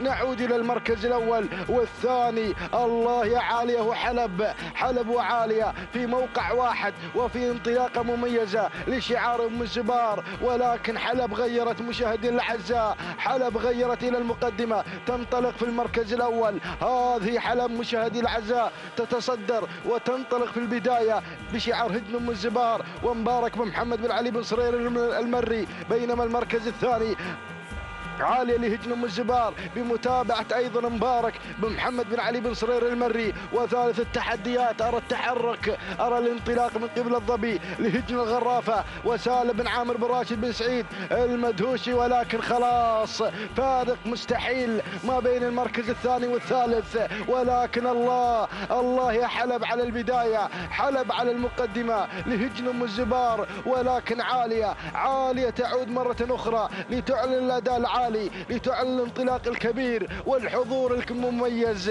هذه عالية مشاهدي الأعزاء تختطف هذا الناموس الكبير بشعار هجن أم الزبار. وتهانينا للمضمر مبارك بن محمد بن علي بن صرير المري من قدم لنا عالية في المركز الأول وقدم كذلك حلا في المركز الثاني. تهانينا. والناموس المركز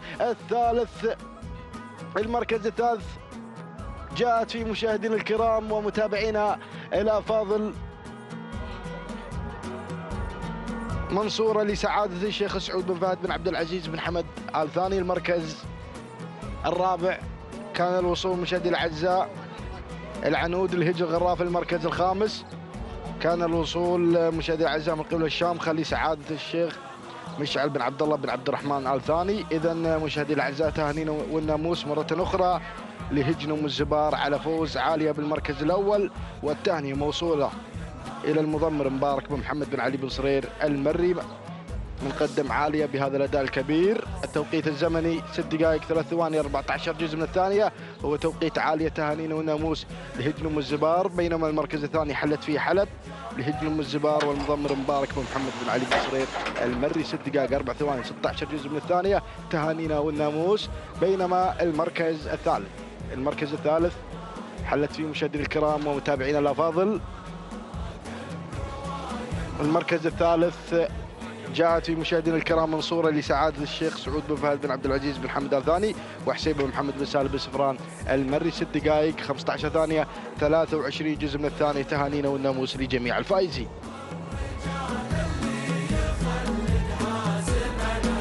بسم الله الرحمن الرحيم. بسم الله وعلى بركة الله. مشاهدينا متابعينا الكرام، لا زلنا مستمرين مع حضراتكم واصفين ما يدور من منافسات وتحديات كبيرة ضمن انطلاقة مهرجان المؤسس في أول أيام. نتابع مع حضراتكم في هذه الأمسية الجميلة تحديات وانطلاقات هجن أصحاب السمو والشيوخ والسعادة. ينطلق على بركة الله الشوط السادس عشر، يحمل لنا جديد المنافسة والتحدي مع سن الحقائق مع ال4 كيلومترات. الجائزة عبارة عن GMC يوغن ستيشن مقدمة في هذا الشوط لصاحب المركز الأول ومن تخطف صدارة هذا الشوط على مدى ال4 كيلومترات. نتابع هذه الأجواء الرياضية المثيرة على أرضية ميدان التحدي ميدان الشحانية. نتابع مع حضراتكم مشاهدينا الأعزاء هذا الشوط وشوط أيضا من أشواط الإنتاج مباشرة مع الصدارة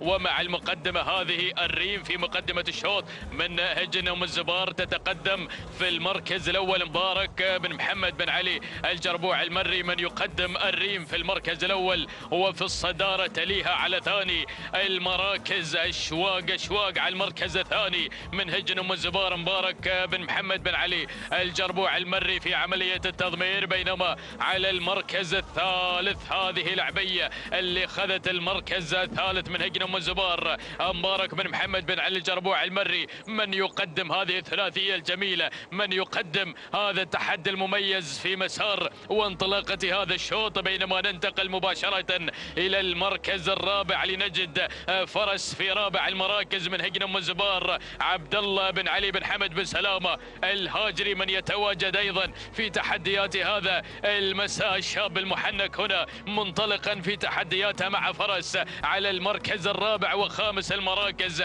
أجد الغزيل في المركز الخامس من هجن أم الزبار. فاران بن محمد بن حمد بن قريع المري من ينطلق على مستوى المركز الخامس. هذه الخمس المراكز المنطلقة في أول ندى على تحديات ومسار هذا الشوط. ولكن لا زلنا مستمرين مع هذه الانطلاقات الجميلة. هنا انتصاف المسافة، موقعنا مع ال2 كيلومترات الأولى اللي خلصنا منها. تبقى لنا 2 كيلومترات تحمل التحدي والانطلاق نحو خط النهاية، نحو الناموس والانتصار. لقطة جميلة مع الكادر السفلي نتابعها من خلال أيضا هذا النقل الحي والمباشر من قناة الريان للأسماء التي تتواجد خلف دائرة الندى. نعود مباشرة إلى مقدمة الشوط الشوط إلى المركز الأول. شوف هذه اللقطة الجميلة مع الأعداد المشاركة في هذا المساء الجميل في هذا المهرجان الغالي، مهرجان المؤسس هنا على أرضية ميدان التحدي، ميدان الشحانية. الريم في المقدمة، الريم في صدارة الشوط، تقود هذه الأسماء منطلقة مع الناموس والانتصار من هجني أم الزبار، مندفعة بالمركز الأول في شكلها الجميل وفي أدائه المميز. مبارك بن محمد بن علي الجربوعي من يتابع هذه الانطلاقة، بن صرير من يركز هنا في تحديات المقدمة. المركز الثاني أشواق بمعية الريم، الثنتين في مقدمة الشوط. أشواق في المركز الثاني من هجن أم الزبار، مبارك بن محمد بن علي الجربوعي. المركز الثالث وصل اسم جديد، تتدخل الجازي بشعار سعادة الشيخ جاسم بن سعود بن فهد بن جاسم الثاني، يتابعها جابر بن علي بن جابر بن جرحب المري. المركز الرابع تابع التقدم في هذه اللحظات، وصول وانطلاق جديد هناك من عمق الميدان. نتابع الاسم الواصل في هذه اللحظات، نتابع هذا القدوم المميز مشاهدينا الاعزاء. على المركز الرابع تصل وتتقدم الجساسية من هجن أم الزبار ناصر بن حمد بن مسفر الشهواني. وفي المركز الخامس وتابع على خامس المراكز التواجد والانطلاق الجميل ايضا والاندفاع مع خامس المراكز. هناك التواجد ايضا من الغزيل من هجن أم الزبار فاران بن محمد بن حمد بن قريع المري. لكن نعود مباشرة الى مقدمة الشوط، الى حيث تواجد الريم في المقدمة، الى حيث انطلاقة الريم مع 500 متر الاخير. ما شاء الله يا بن صرير على هذا الاداء الجميل مع تحديات الريم في مقدمة الشوط. من هجني أم الزبار مبارك بن محمد بن علي الجربوع المري من يقدم هنا نجومية الريم في هذا المساء في تحديات هذا الشوط مع هذا العرض المثير. المركز الثاني أشواق، ولكن الريم مع الناموس مع التحديات الأخيرة. سلام لهجن أم الزبار، سلام يا الريم، سلام. مشكور يا بن صرير اللي قدم لنا تحديات البداية في شوطنا السادس عشر. التهاني والناموس لمبارك بن محمد بن علي الجربوع المري الذي خطف الأضواء مع الريم، والتهاني لهجن أم الزبار. وهذا هو الشوط هنا مع الريم يسجل في تحدياته ومع السيارة. المركز الثاني أشواق من هجن أم الزبار مبارك بن محمد بن علي الجربوع المري. المركز الثالث كان الوصول من الجساسية من هجن أم الزبار ناصر بن حمد بن مسفر الشهواني. المركز الرابع الجازي لسعادة الشيخ جاسم بن سعود بن فهد بن جاسم الثاني، جابر بن علي بن جابر بن جرحب المري. المركز الخامس لغزيل من هجن أم الزبار فاران بن محمد بن حمد بن قريع المري. هذه نتيجتنا، ملخص الشوط، لحظة الإعادة ولحظة قدوم الريم إلى خط النهاية معلن الفوز والانتصار منتزع السيارة في هذا الأداء الجميل. ناخذ توقيتها الزمني، قطعت مسافة 4 كيلومترات عطر توقيت الريم يا مخرجنا. هذه لحظة الانطلاق في شوطنا السابق مشاهدينا الأعزاء، وهذا هو الشوط أيضا شوط الإنتاج بتحديات الريم. تابعنا مسار التحديات جميلة هنا. التوقيت 5 دقائق 54 ثانية 27 جزء من الثاني. تهانينا لهجن أم الزبار والتهنئة موصولة لمبارك بن محمد بن علي الجربوع المري الذي قاد الريم إلى ناموس هذا الشوط. المركز الثاني أشواق وتوقيتها 5 دقائق 54 ثانية 51 جزء من الثاني. تهانينا لهجن أم الزبار والتهنئة موصولة لمبارك بن محمد بن علي الجربوع المري الذي قدم أشواق في المركز الثاني. أما ثالث المراكز فكان من نصيب المركز الثالث من وصلت مشاهدينا الاعزاء الجساسيه في 6 دقائق 4 ثواني 38 جزء من الثانيه. تهانينا لهجن أم الزبار والتهنئه لناصر بن حمد بن مسفر الشهواني. ينطلق شوطنا السابع عشر مشاهدينا الاعزاء متابعينا الكرام. شوط ينتهي واخر تعلن انطلاقته ضمن تحديات هذا المساء الجميل في منافسات مهرجان المؤسس. الشوط السابع عشر خاص بالقعدان الحقائق، مسافتنا 4 كيلومترات. اما الجائزه فهي عباره عن تويوتا لاند كروزر بيك اب مقدمه في تحديات ومسار هذا الشوط. هنا ال4 كيلومترات مع سن الحقائق، المسافة الكافية التي نتابع من خلالها هذه التحديات الجميلة مع سن الحقائق. مباشرة نتعرف على ال5 المراكز المتقدمة في هذا الشوط. إذا مشاهدينا الأعزاء نعود هناك لنتابع مجريات هذا الشوط، وهذا هو فجاج في المقدمة من هجن الزبار، مبارك بن محمد بن علي الجربوع المري الذي يقدم لنا فجاج في المركز الأول وفي الصدارة، بينما يليه على ثاني المراكز عاني في هذا الشوط بتحدياته المميزة من هجن الزبار، مبارك بن محمد بن علي الجربوع المري الذي يقدم تحديات المركز الأول والثاني، بينما النقلة مباشرة إلى ثالث المراكز لنتابع التواجد والانطلاق من الهبوب في المركز الثالث في تحديات هذا الشوط من هجن الزبار بقيادة فران بن محمد بن حمد بن قريع المري الذي يقدم الهبوب في المركز الثالث، بينما رابع المراكز تابع الاسماء القادمة. شوف الوصول في هذه اللحظات من الاسم المتدخل بقوة، هذا هو هايب يتقدم في هذا الشوط من هجن الزبار، ناصر بن حمد بن مسفر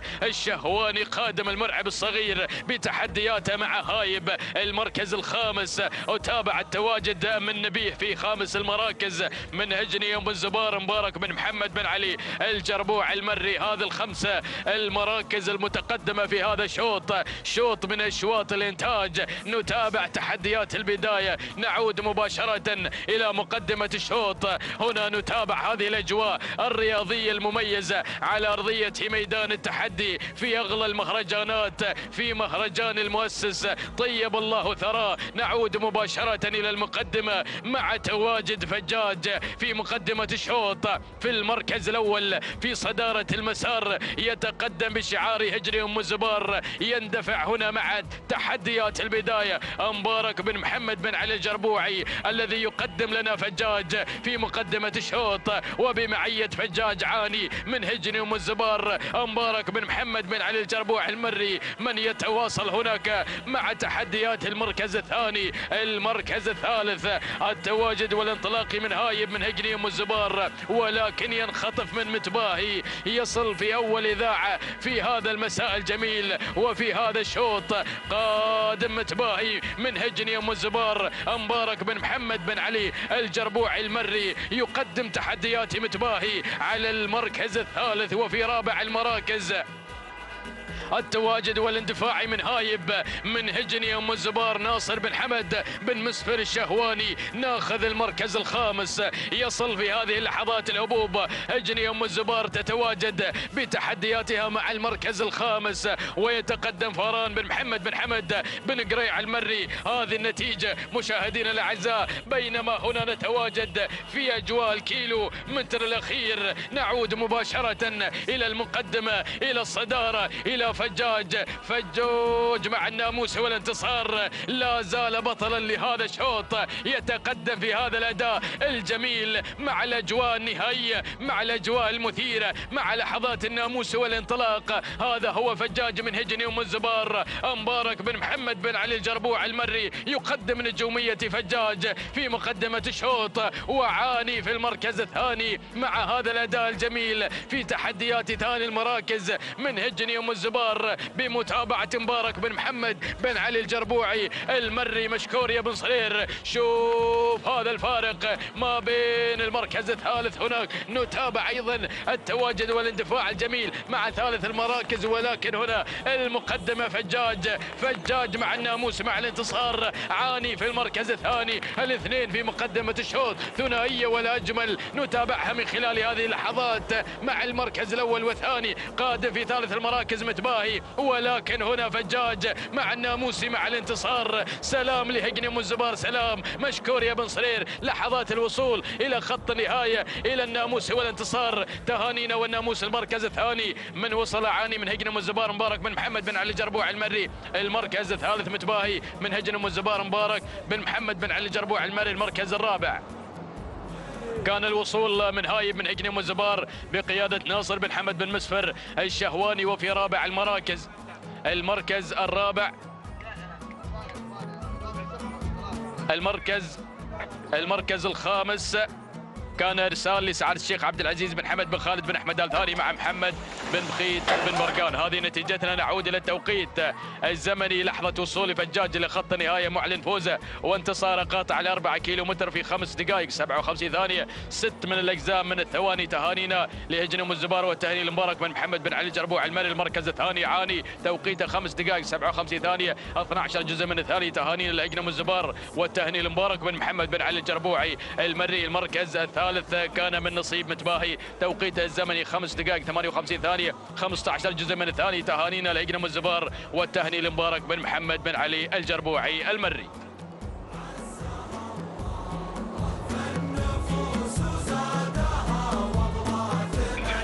بسم الله الرحمن الرحيم. التواصل مستمر مشاهدينا متابعينا الكرام، وانطلاقاتنا مستمرة من أرضية ميدان التحدي لسباقات الهجنة العربية الأصيلة في هذه الأمسية التراثية الجميلة التي تحمل هذه الانطلاقات الرائعة والمميزة. ينطلق شوطنا 18 المخصص للحقائق وهجنة أصحاب السمو والشيوخ والسعادة مباشرة مع البداية مع المركز الأول وصدارة هذا الشوط. البداية والمركز الأول مع مهمة بشعار سعادة الشيخ عبد العزيز بن حمد بن خالد بن أحمد ال ثاني، وأيضا منها محمد بن بخيت بن برقان المقارح من يتابع أيضا الصارم هذا الشعار مع البداية. بينما أتابع المركز الثاني تتقدم هنا بروق لهيجن أم الزبار، وبمتابعة مبارك بن محمد بن علي الجربوعي المري بن صرير الذي تميز في هذا المساء وقدم لنا أيضا الأسماء المميزة من خلال تواجد هذا الشعار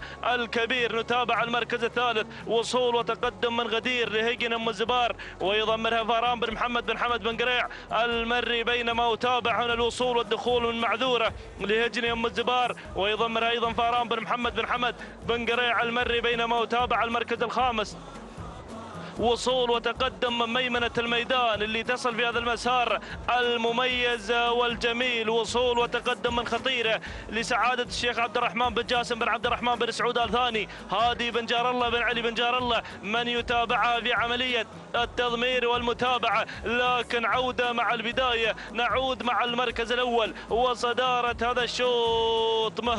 مهمة مع البداية بشعار سعادة الشيخ عبد العزيز بن حمد بن خالد بن أحمد ال ثاني، وبمتابعة محمد بن بخيت بن برقان المقارح الصارم من يقدم لنا تحديات مهمة مع المركز الأول وصدارة هذا الشوط. بينما المركز الثاني تتقدم معذورة هجن أم الزبار وبمتابعة فاران بن محمد بن حمد بن قريع المري. بينما أتابع الدخول والوصول من قبل بروق لهجن أم الزبار، وأيضا منها مبارك بن محمد بن علي الجربوعي المري. بينما أتابع المركز الرابع اللي وصلت وتقدمت في هذا المسار المميز خطير بشعار سعادة الشيخ عبد الرحمن بن جاسم بن عبد الرحمن بن سعود ال ثاني، وأيضا منها هادي بن جار الله بن علي بن جار الله المري. بينما أتابع المركز الخامس وصول وتقدم من وسام هجري أم الزبار، وأيضا من حمد بن سالم بن زاهرة المري أيضا قادم بتحديات المميزة والجميلة مع المركز الخامس. هكذا هي الأسماء المتقدمة في هذا المسار المميز والجميل. ولكن عودة مع البداية، نعود مع المركز الأول وصدارة هذا الشوط اللي غيرت وانتقلت نحو الصدارة نحو المركز الأول. معذورة هجري أم الزبار فاران بن محمد بن حمد بن قريع المري من يتابع تحديات معذورة مع المركز الأول. بينما أتابع المركز الثاني تابع هذه الأسماء والتحركات أيضا في هذا المسار المميز اللي وصلت في هذه اللحظات ثقة هجري أم الزبار، ويتابعها أيضا مبارك بن محمد بن علي الجربوعي المري بن صرير يقدم لنا تحديات ثقة. بينما أتابع المركز الثالث وصول وتقدم من صدفة بشعار سعادة الشيخ جاسم بن سعود بن فهد بن جاسم آل ثاني جابر بن علي بن جابر بن جرحب المري من يتابعها. بينما أتابع الوصول من معاذير هجري أم الزبار ناصر بن حمد بن مسفر الشهواني يصل المرعب الصغير مقدما لنا تحديات المميزة والجميلة. بينما أتابع الوصول والتقدم في هذه اللحظات من قبل سلابة بشعار سعادة الشيخ عبد الرحمن بن عبد الله بن عبد الرحمن آل عبد الرحمن آل ثاني هادي بن جار الله بن علي بن جار الله المري. ولكن العودة مع البداية، نعود مع المركز الأول معذورة مع البداية بشعار هجري أم الزبار فاران بن محمد بن حمد بن قريع المري من يتابعها في عملية التضمير ولكن تابع المركز الثاني وصول وتقدم في هذه اللحظات من ثقة هجني أم الزبار بن صرير يقدم لنا تحديات أيضا ثقة مع المركز الثاني. المركز الثالث وصول وتقدم في هذا المسار المميز والجميل شعار أيضا هجني أم الزبار بن زاهر يقدم لنا تحديات المميزة والجميلة من خلال هذا التواجد الجميل من خلال تواجد مشاهدينا الكرام هذا الاسم مع المركز الثالث في هذا الانطلاق الرائع والجميل. بينما أتابع وصول وتقدم في هذه اللحظات من جولة هجري أم الزبار ووصل المحنك عبد الله بن علي بن حمد بن سلام الهاجري، لكن العودة مع البداية الله يا سلام. المركز الأول صدارة هذا الشوط، هناك البداية هجري أم الزبار تقدم لنا هذا الأداء المميز والجميل من خلال هذا تواجد مشاهدينا الكرام. البداية ثقة ثقة ثقة ثقة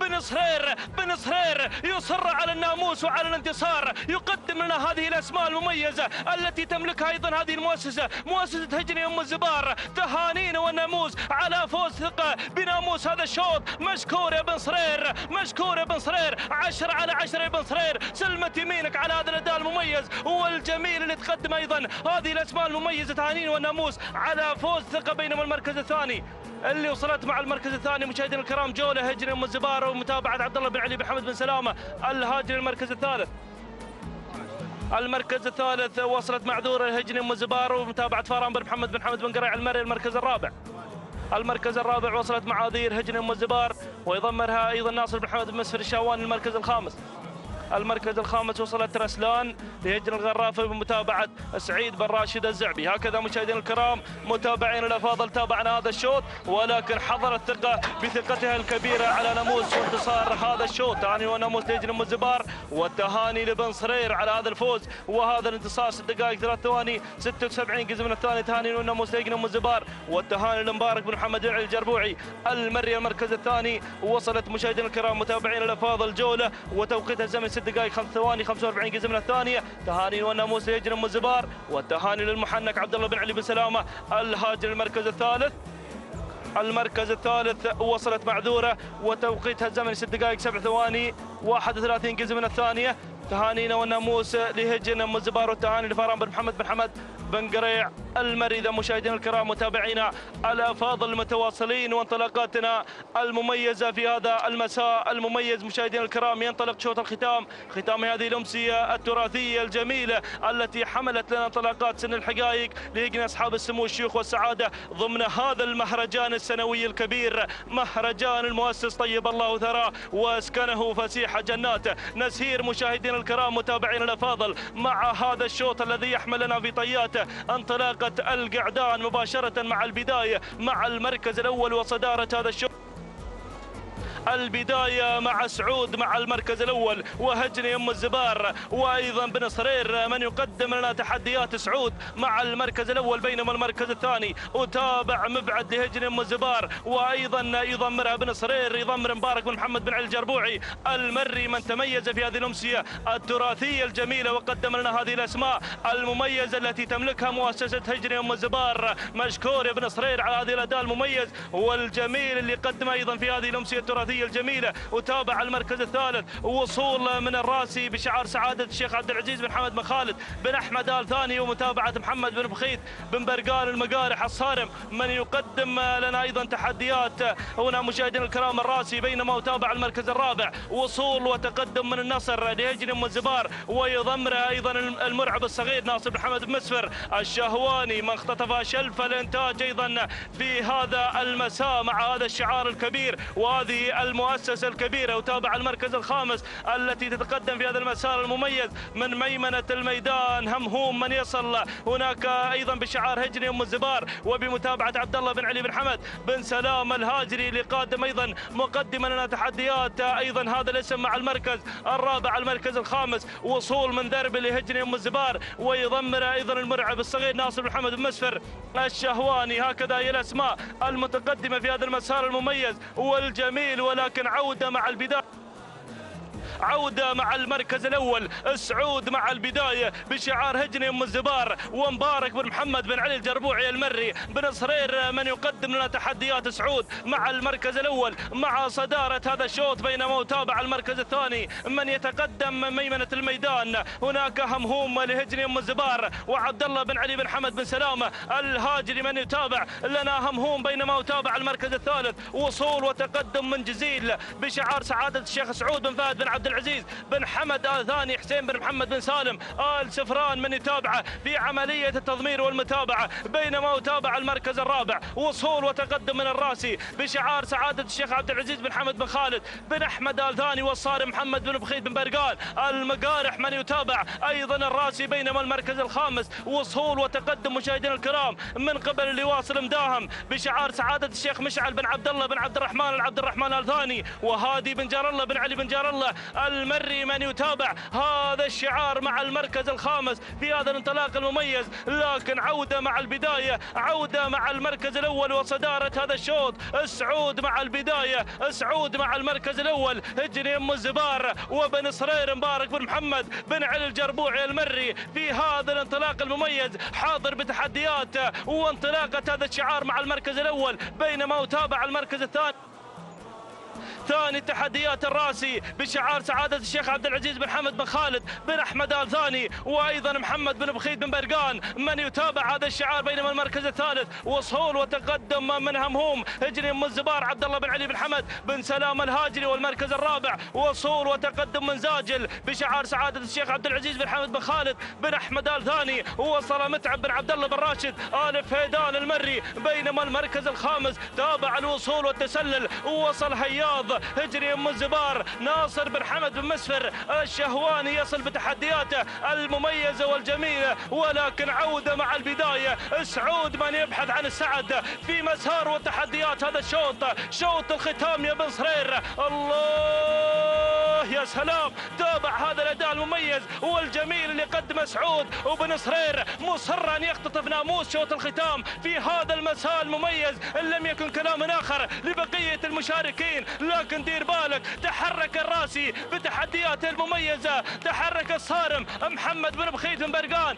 المقارح من خلال تواجد الراسي مع المركز الثاني بشعار سعادة الشيخ عبد العزيز بن حمد بن خالد بن أحمد آل ثاني. المركز الثالث تابع الوصول والتقدم أيضا في هذا المسار، ووصل زاجل سعادة الشيخ عبد العزيز بن حمد بن خالد بن أحمد آل ثاني ويضمر متعب بن عبد الله بن راشد آل فهيدان. ولكن الله يا سلام، تابع هذا الأداء المميز الراسي سعود، الراسي الأمتار الأخيرة، الأمتار المجنونة. ولكن الراسي مع البداية شعار سعادة الشيخ عبد العزيز بن حمد بن خالد بن أحمد آل ثاني. سلام عين خالد سلام، ومشكور يا صارم محمد بن بخيت بن برقان المقارح على هذا الأداء المميز والجميل اللي قدمه الراسي. بينما المركز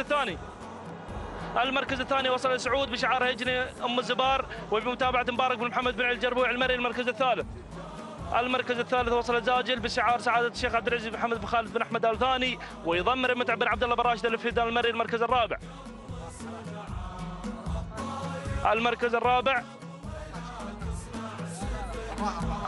الرابع وصل جزيل بشعار سعادة الشيخ سعود بن فهد بن عبد العزيز بن حمد آل ثاني ويضمر حسين بن محمد بن سالم آل سفران. المركز الخامس مشاهدينا الكرام وصل مربش بشعار سعادة الشيخ عبد العزيز بن حمد بن خالد بن أحمد آل ثاني وأيضا يضمر محمد بن بخيت بن برقان المقارح. هكذا مشاهدينا الكرام متابعين الأفاضل تابعنا هذا الشوط، ولكن حضر شعار هجن أيضا حضر شعار أهالي عين خالد.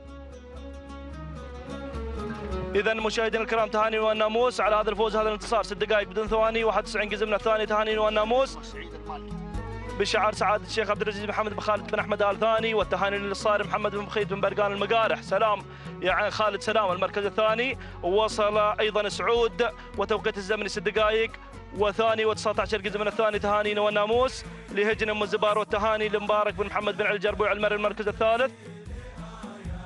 المركز الثالث مشاهدينا الكرام وصل أيضا زاجل بسعار سعادة الشيخ عبد العزيز بن حمد بن خالد بن أحمد آل ثاني، وأيضا توقيت الزمن 6 دقائق ثانيتين 87 جزء من الثاني. تهاني ونموس سعادة الشيخ عبد العزيز بن حمد بن خالد آل ثاني، والتهاني لمتعب بن عبد الله بن راشد ألف هيدان المري. إذا مشاهدينا الكرام متابعينا الأفاضل، الكلمة تنتقل إلى الزميل سالم بن ثامر القحطاني وضيوفه الكرام.